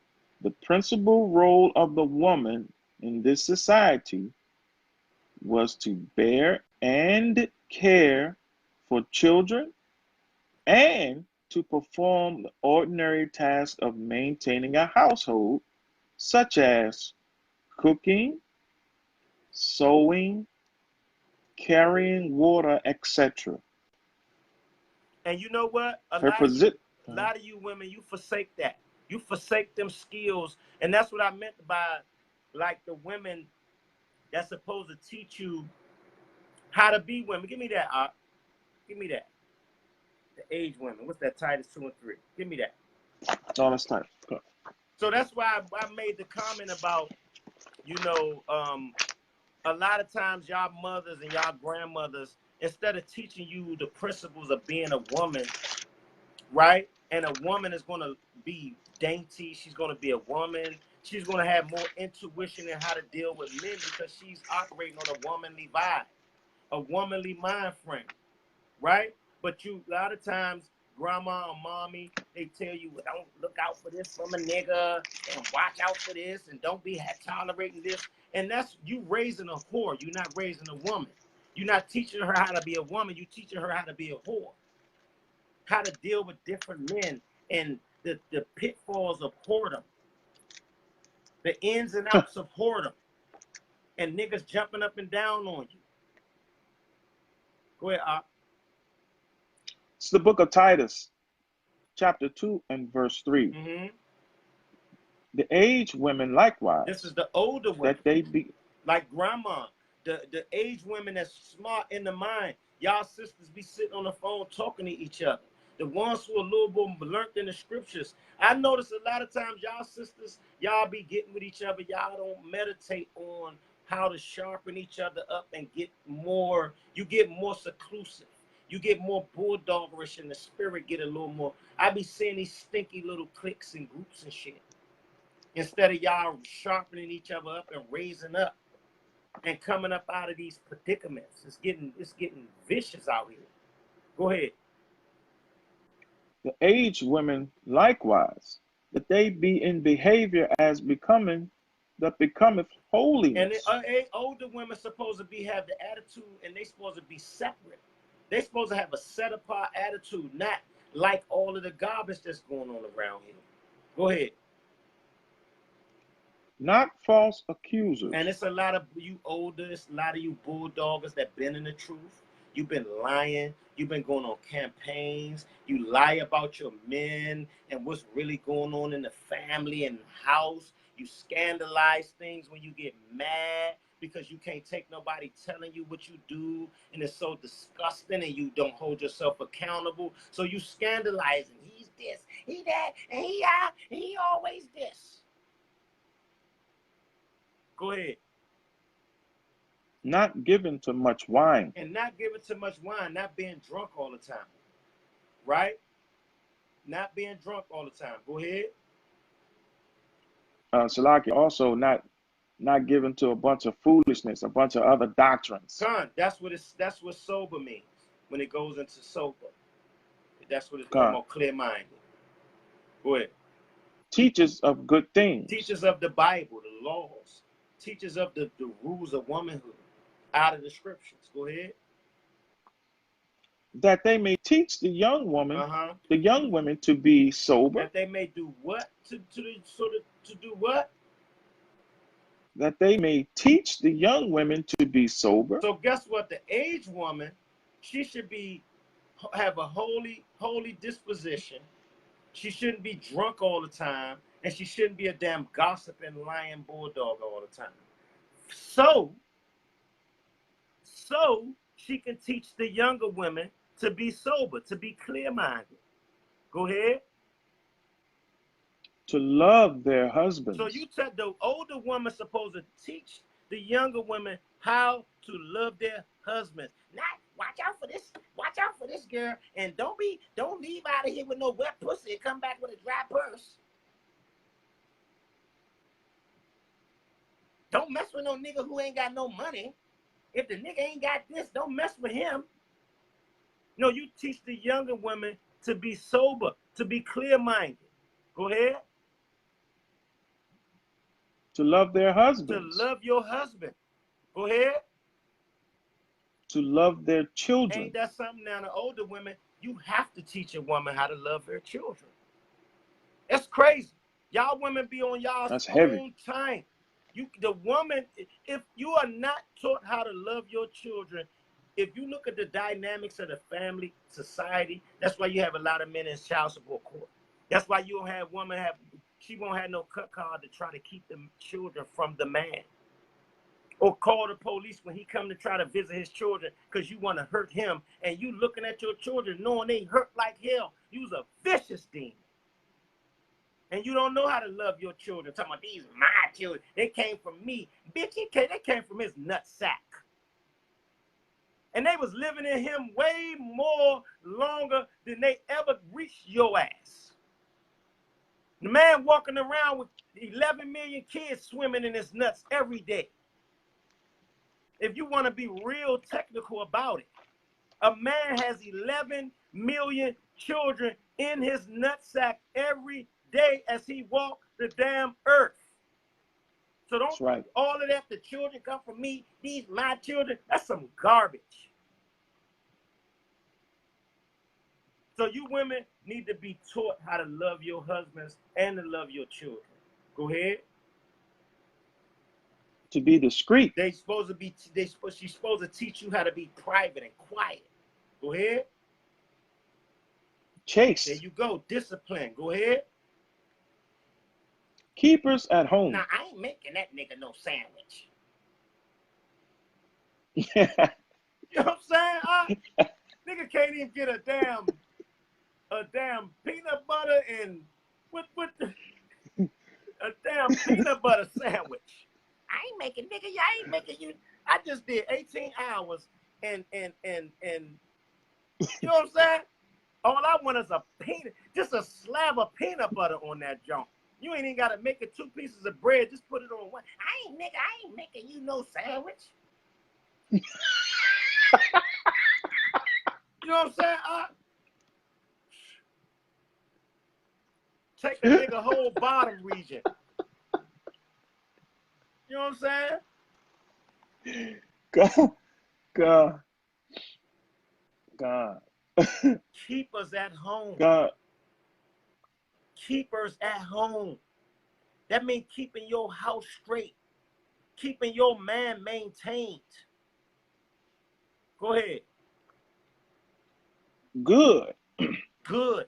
obedient to their own What? husbands, obedient to their own I husbandry. know these niggas ain't talking about no obedience. I know they ain't talking about obedience. Right. Go ahead. Hold up. Uh, And matter of fact, uh, let me go. It said obedient to your own husband, not your corny boss. You know, do y'all women understand what type of insult it is for you to have the utmost respect for your boss? The police come around your ass, shut up, scared as hell. You go in the court for a traffic ticket. You say, yes, sir, master. Yes, sir, your honor. But guess what? Around your man, he ain't nothing. That's the first one you supposed to reverence and respect out of everybody. And then you want the nigga to kill and die for you and protect you. But you respect everybody else over top of him. Obedient to your own husband. Go ahead, Op. that the word of God be not blasphemed. And guess what? If you're not obedient to your husband, you blaspheming the word of the Most High. If you women not in order and you not obedient to your husband, you blaspheming the word of the Most High. That's what the scriptures just said. Go back to that, King. And then we're gonna wrap it up for number 2. We're gonna wrap it up after that for number 2.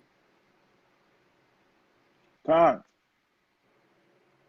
Her children were expected to accord her to the same respect as that given to their father. We just went through how to honor the mother as the authority.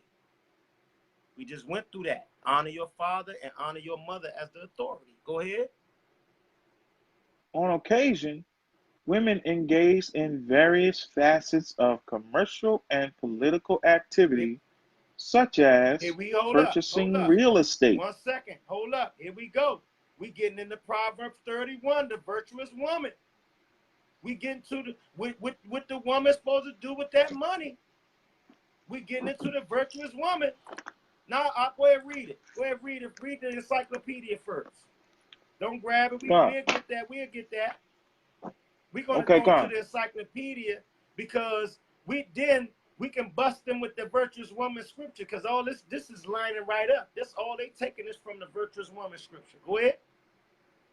God. On occasion, women engaged in various facets of commercial and political activity, such as purchasing real estate. Go ahead. Making and selling clothes and garments. Doing what? Making and selling clothes and garments. Go ahead. And even serving as a political, spiritual, and military leader for the nation. Hold up. Now read this slow. Read that back slow again. God. Making and selling clothes and garments. And serving as a political,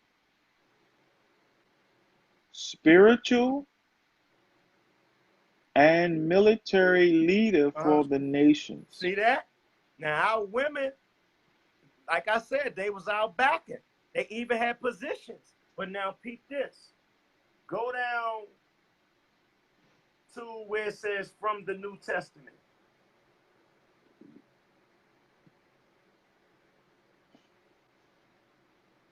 The next paragraph.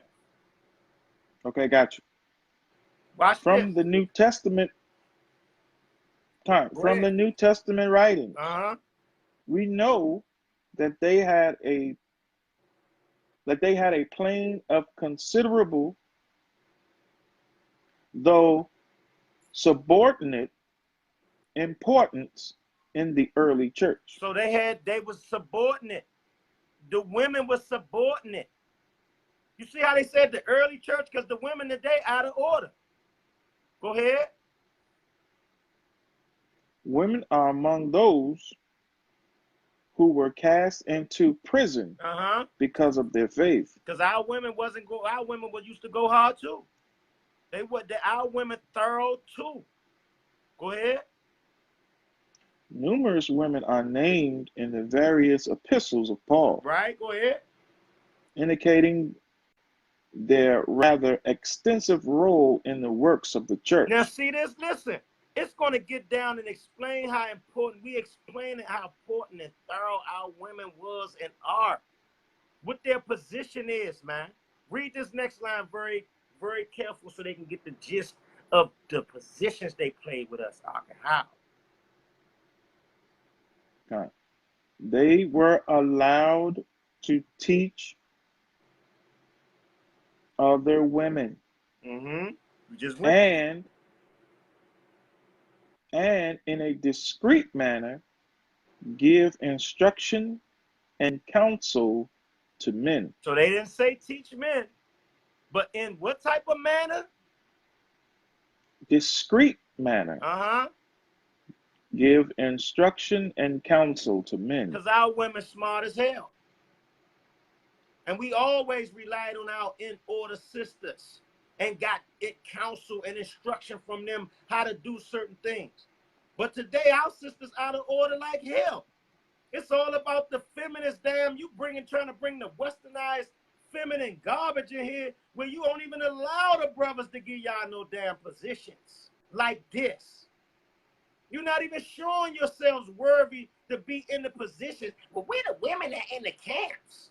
This is why the women ain't in these positions. Because y'all so out of order, we got to realign things back in order. Right? Go ahead, Ak. Salakia, that was one of the attributes that was brought out in Titus 2 and 3, being discreet.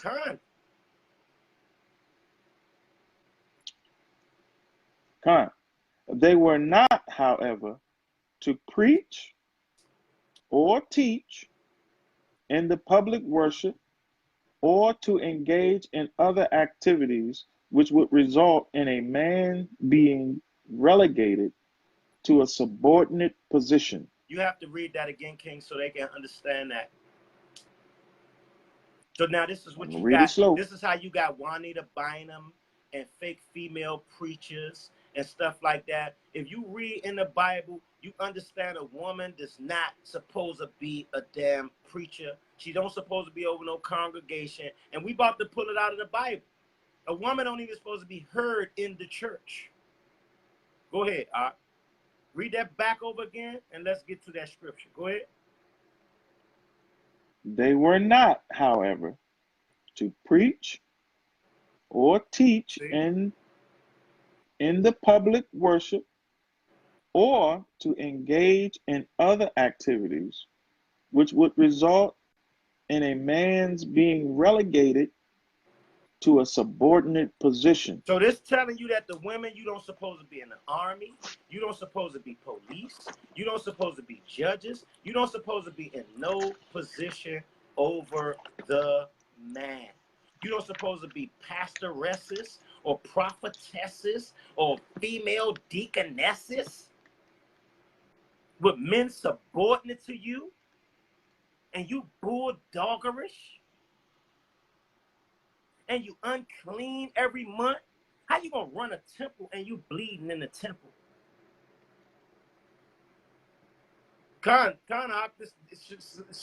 Shalom, sister. This is church. Give me Matthew, what's that, 18:20 for the sister. Shalom, sister. Michaela Briggs.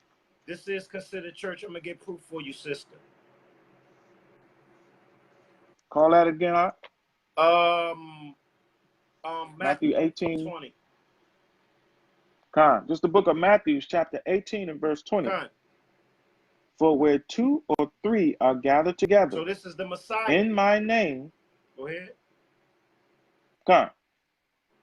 For where 2 or 3 are gathered together in my name, there am I in the midst of them. So guess what? Wherever us Israelites, we are bringing out the word, and we gathered in the name of the Lord, the Yahweh, the God, and the Messiah. This church right here. So go ahead back to that. Go to 1 Corinthians 14:40. Con.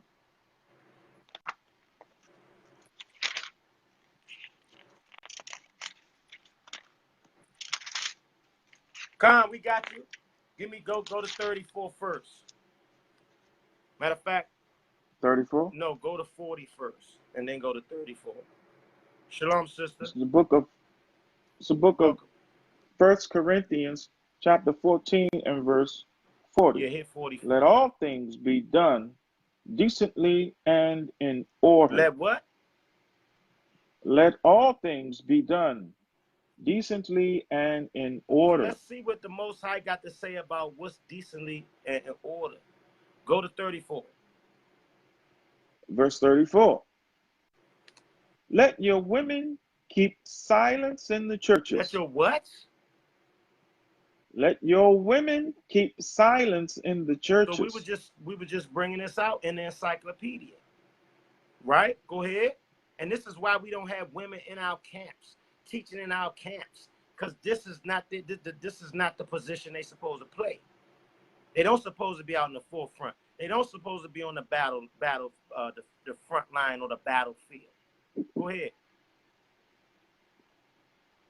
For it is not permitted unto them to speak. So the Most High said it's not permitted unto the women to speak in church. Let the woman keep silence in the church.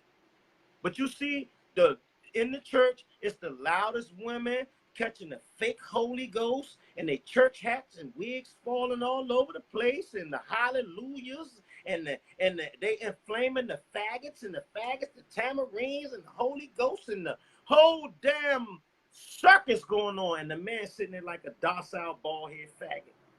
Don't even want to be there, but his wife drug him to church, and if he don't come to church, she gonna bulldozer his ass for the rest of the week. Go ahead. But they are commanded to be under obedience. See that? The Most High said you got a commandment to shut up in the church and be under obedience. Go ahead. As also saith the law. No, also saith the crazy niggas. As also saith the law. Nah, y'all some chauvinistic. Y'all hate women. You niggas, you Israelite niggas hate women. As also saith the law. So the Most High laws say you supposed to shut your mouth in church. Now it's about to give the reason why. Go ahead, King. Shalaki, let me line me back on what the brother's saying. See a lot of women, they read this with a negative connotation. But this is really supporting your man. This really helps you support your man, because it says before that, if you have anything to add on anything, any counsel, do it discreetly. Do it discreetly. Advise discreetly. Right. It's just saying don't be out in public embarrassing your man. Right. That's what this is saying. What you need now, Shalaki? Go ahead and finish that off. Okay, This is instruction verse 35 on how she's supposed to deal with that. Go ahead. God. And if they will learn anything, let them ask their husbands at home. So if you in church, you hearing something you want to know about, you write it down. You remember it. You take a mental note. You got your phone. We got note apps in our phone. Instead of going to pastor, you go to your husband at home. Because when you go to pastor and you dealing with pastor, you got pastor spirit on you. Pastor your damn husband, and you worship pastor over your husband. Well, pastor said this, and pastor said y'all niggas ain't, and I'm about to this. Pastor said I should leave you. Pastor said if that nigga don't do what you want him to do, you the breadwinner. And pastor blaspheming the damn scriptures. Knowing what the order is, but you know what? He pimping. Because now he the husband, and she running all her money to his dusty ass. That's why a lot of you pastors be getting killed and they don't report it. A lot of niggas be dogging you past. They be catching you pastors and be dogging you pastors out. Go ahead. For messing with their home and their children and their life like that. Go ahead. For it is a shame for a woman. Salaki, for it is a shame for women to speak in the church. What did the Most High say it is? A shame for women to speak in the church. So it's a shame for you to speak in the church. You should be ashamed of yourself in the church with a loud mouth or even speaking. Hallelujah! I got the Holy Ghost. Or even being a pastoress. You know what I'm saying? Go ahead. That's right. Verse, that's it on that. Give me Titus 2:9. Titus 2:9. Come on.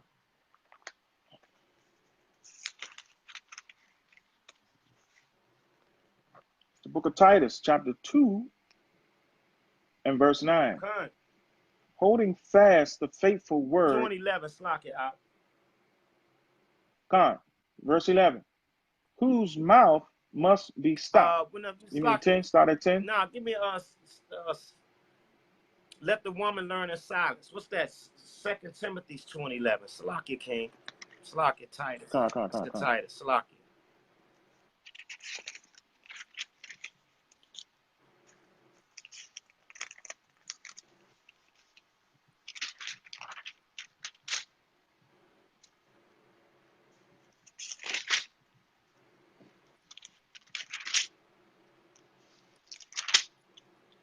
So now listen, this in this New Testament. We not in the Old Testament. Y'all need to ask y'all pastor, well, why you don't read these scriptures? Because you blaspheming and you being wicked. Telling you, a lot of you women, you don't care nothing about these scriptures. You like to run, run from the Most High and say, the hell with that. I'ma do this. Y'all niggas say I ain't obedient. Obedience. All you doing is saying F the Lord. God. And that's why he be getting with y'all. That's why y'all be so miserable. That's why men don't buckle you down. That's why you be having so many man problems and think men supposed to cater to your dumb ass. That's why that be happening like that.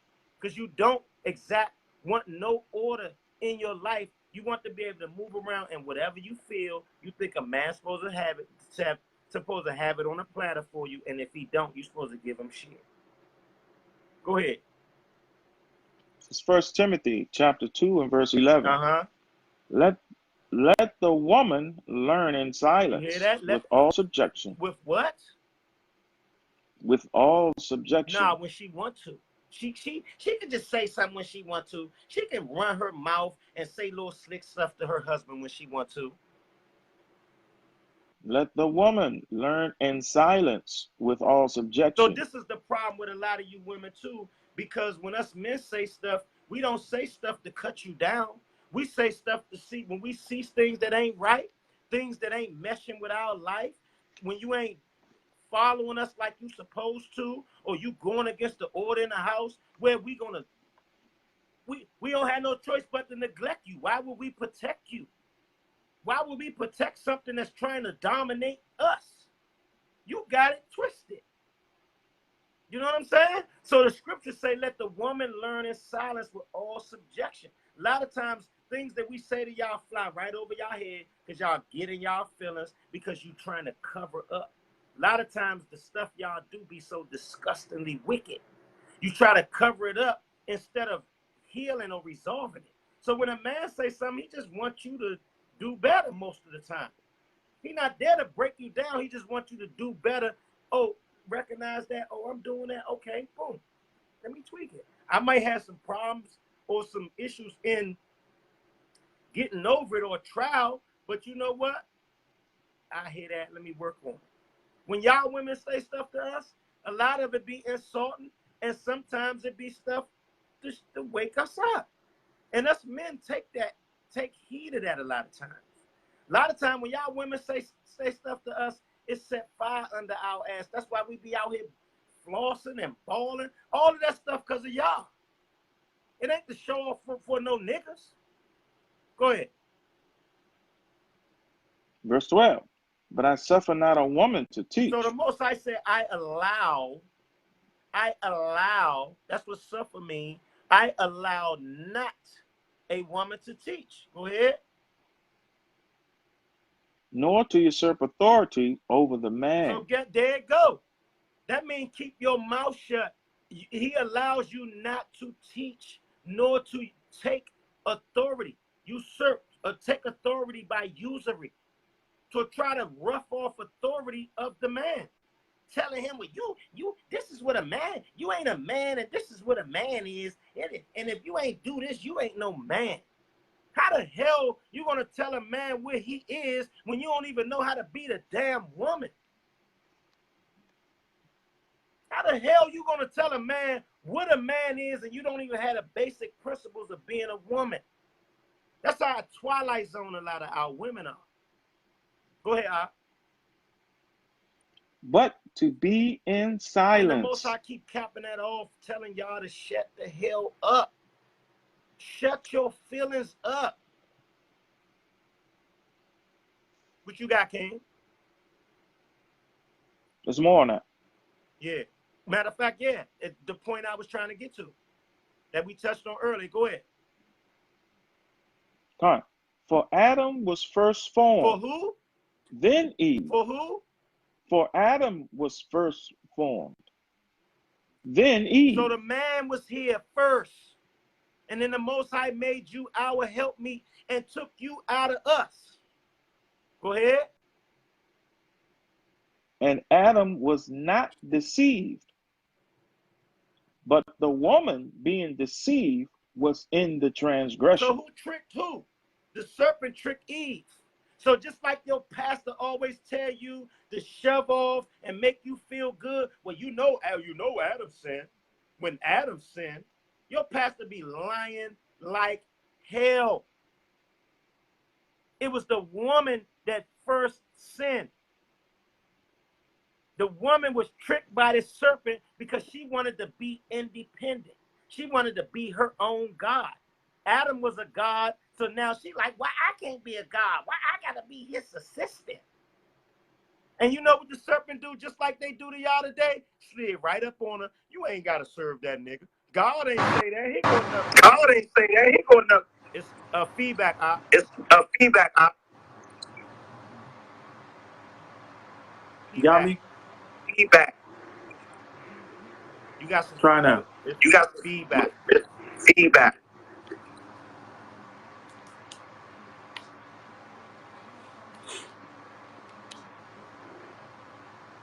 So yeah, she goes into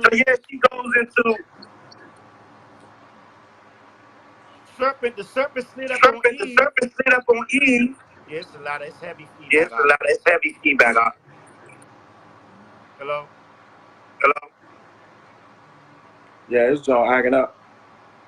So the serpent slid up on Eve. And said, listen, you ain't gotta listen to God. You ain't gotta listen to God. You're not gonna die. You ain't gotta submit to your man. Submit to your man. You could be a God like Adam. You hear it? You hear it? I can't hear it on my end, but I know what you're talking about. Go ahead, that little delay. Go ahead. Do anybody anybody on the room? Do y'all hear a feedback, or is it just me? No. Huh? It should be clear now. Yeah. So go ahead. Okay, Con. Verse 15. Notwithstanding, she shall be saved in childbearing. Con. So it said Adam was formed first and not Eve. Neither was Adam in the transgression but Eve. So Eve was the one who sinned first. Now give me Sirach 25:21.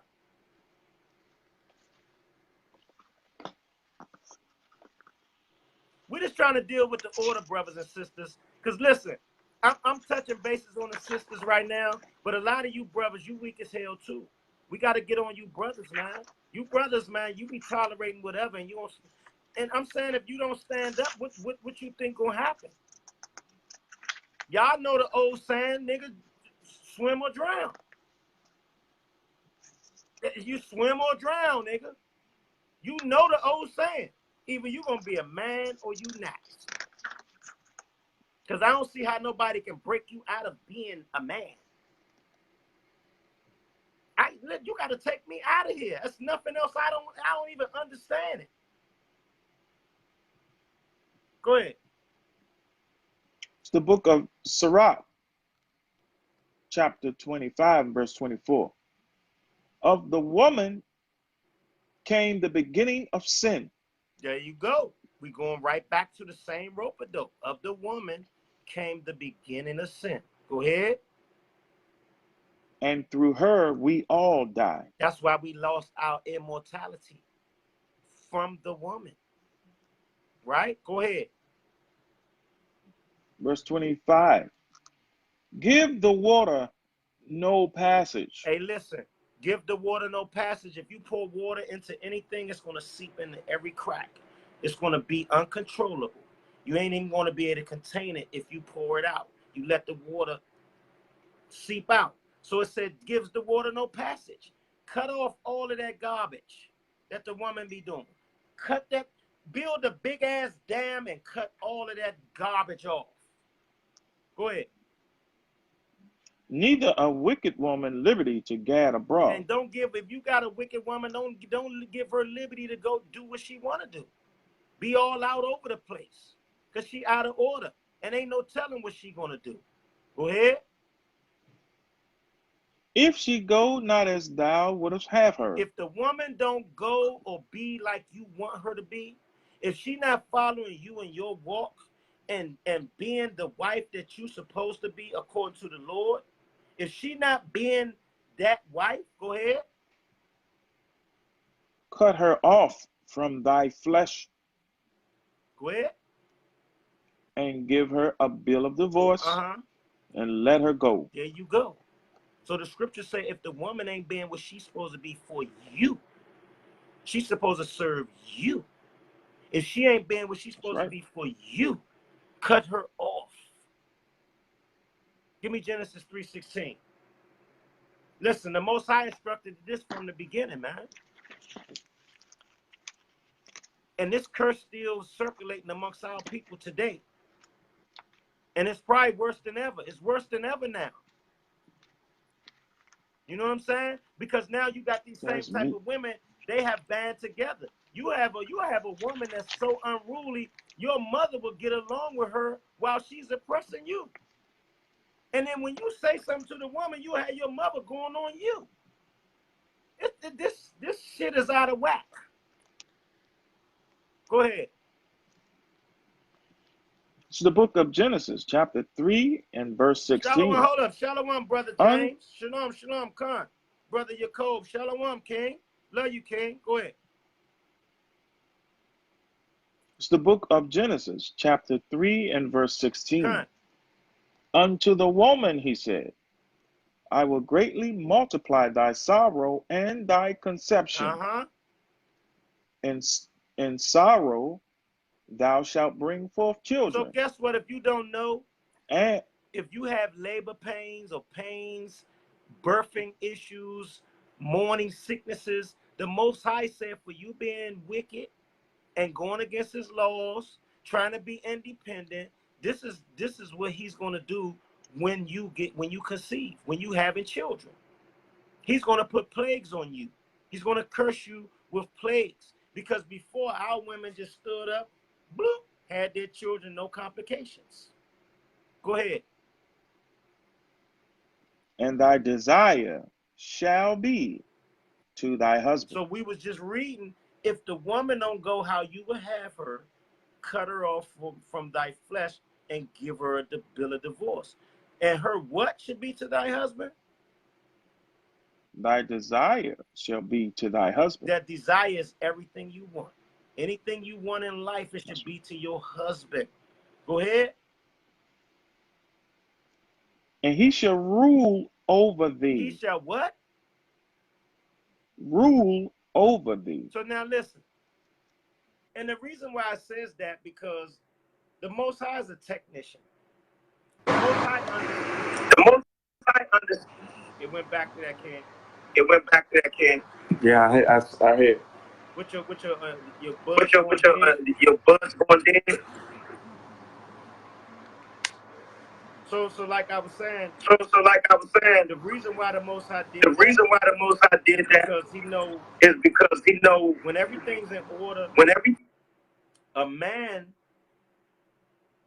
when everything's in order, a man is going to worry about taking care of his family and his woman and his children. So in that sense of a man, this is why we always say submission is power, because when a man, us men, we think about you wives, you women and children before we think about ourselves. We take care of ourselves. We men out there in the elements. So we not thinking about ourselves, we thinking about you. So that submission thing is very powerful, sisters, because with submission, you're going to get everything you want. We're going to listen, we serve you by thinking about you first, period. By being the head, we serve you doing that. And a lot of y'all women, y'all try to get us overkill in thinking about y'all. You want us to just think about y'all 24 hours a day. We already do that. That's why we walk around dusty and give y'all the money or take care of the kids and be out there working and never be able to put on no real clothes, but always in their work clothes. We think about y'all before ourselves. So submission is power, sisters. All we need is the natural order. We'll give you whatever in the world. We don't care nothing about that. All we care is about our families being straight. That's all we care about. So, what you got, Manatazah? Salakia, just to line me back on that.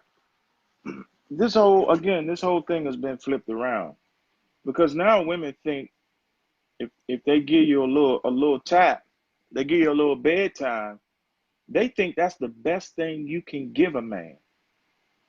A lot of them hold out for years and years just to give you some bedtime. And then when they give you that, the women feel like, well, wow, I done gave this man my best. And he still won't submit. And he still won't be here. He's still what they would consider cheap. But your best is submission. You done tried everything else. That's right. You done tried everything else. You done tried to give him a little bedtime. That ain't work. Try submission. Try it and see what will happen. Right. A man will knock down every tree in the forest for you. That's right. If you just submit. That's right. Keep your mouth shut. And see, I probably shouldn't say it like that.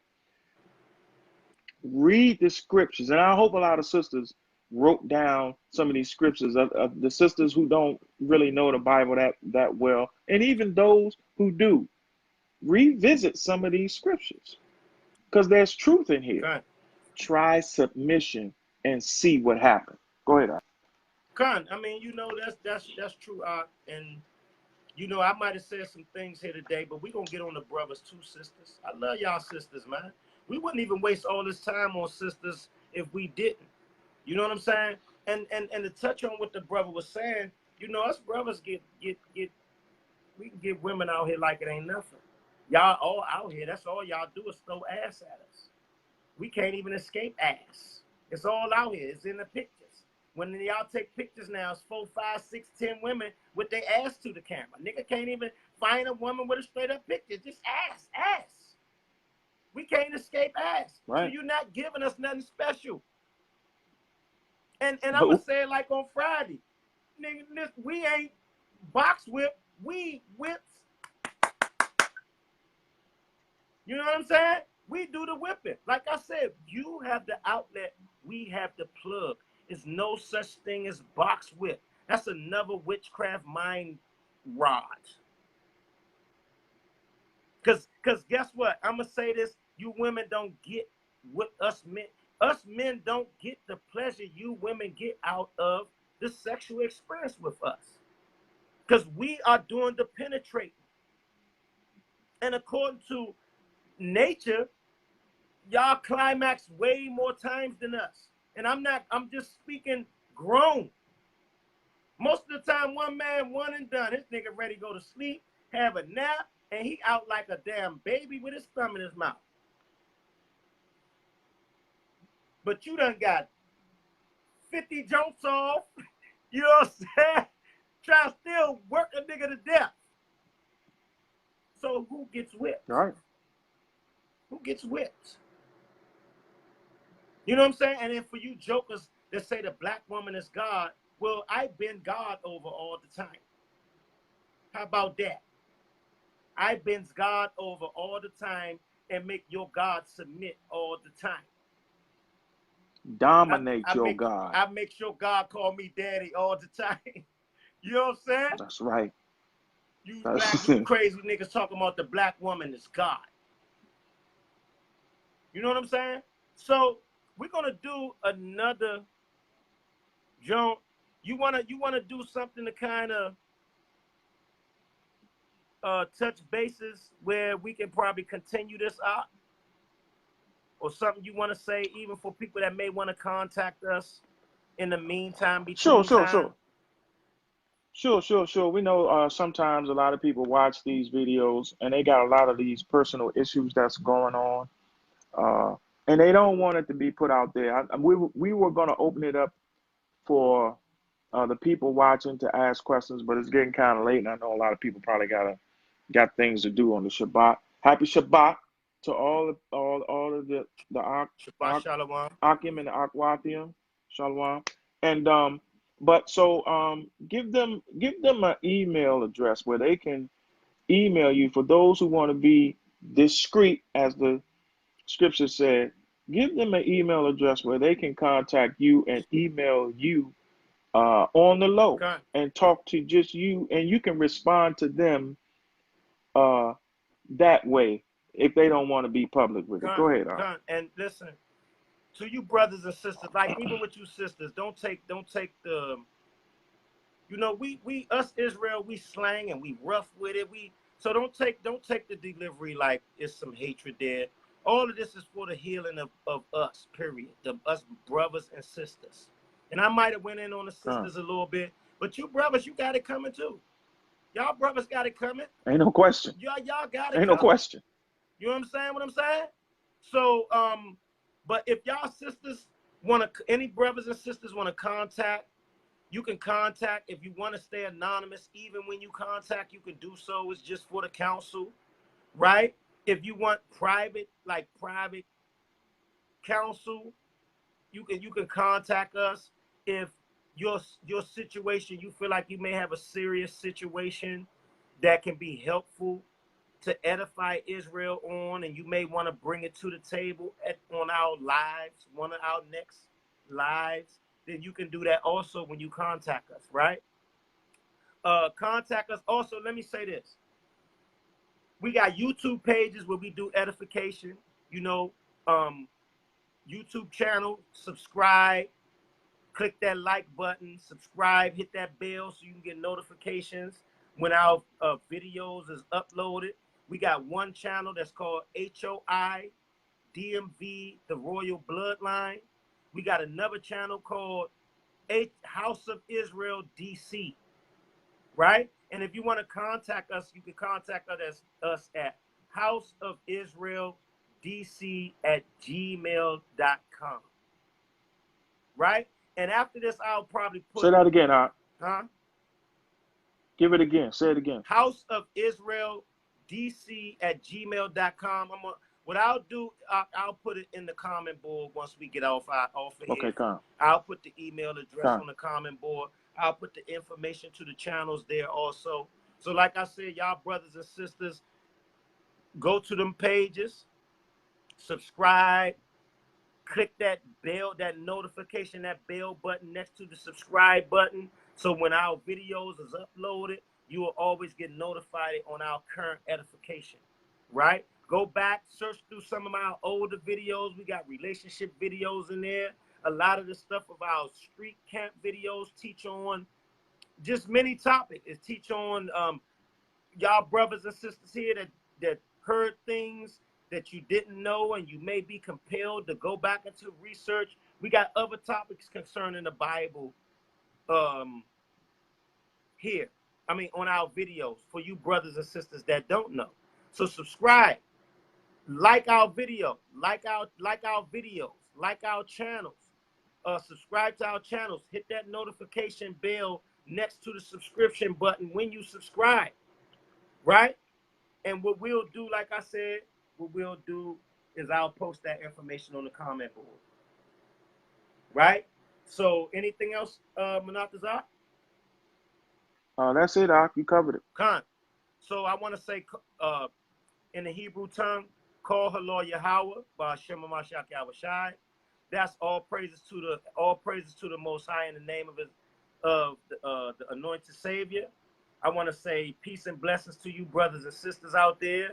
I want to give a great salutation out to the elders, right, and the brothers in sincerity, right? The brothers pushing the truth and sincerity. The sisters out there striving in the truth and sincerity, right? Peace and blessings to you, brothers and sisters. Shalom, Barak, Washamar, thumb to you, brothers and sisters. Shalom. Shalom.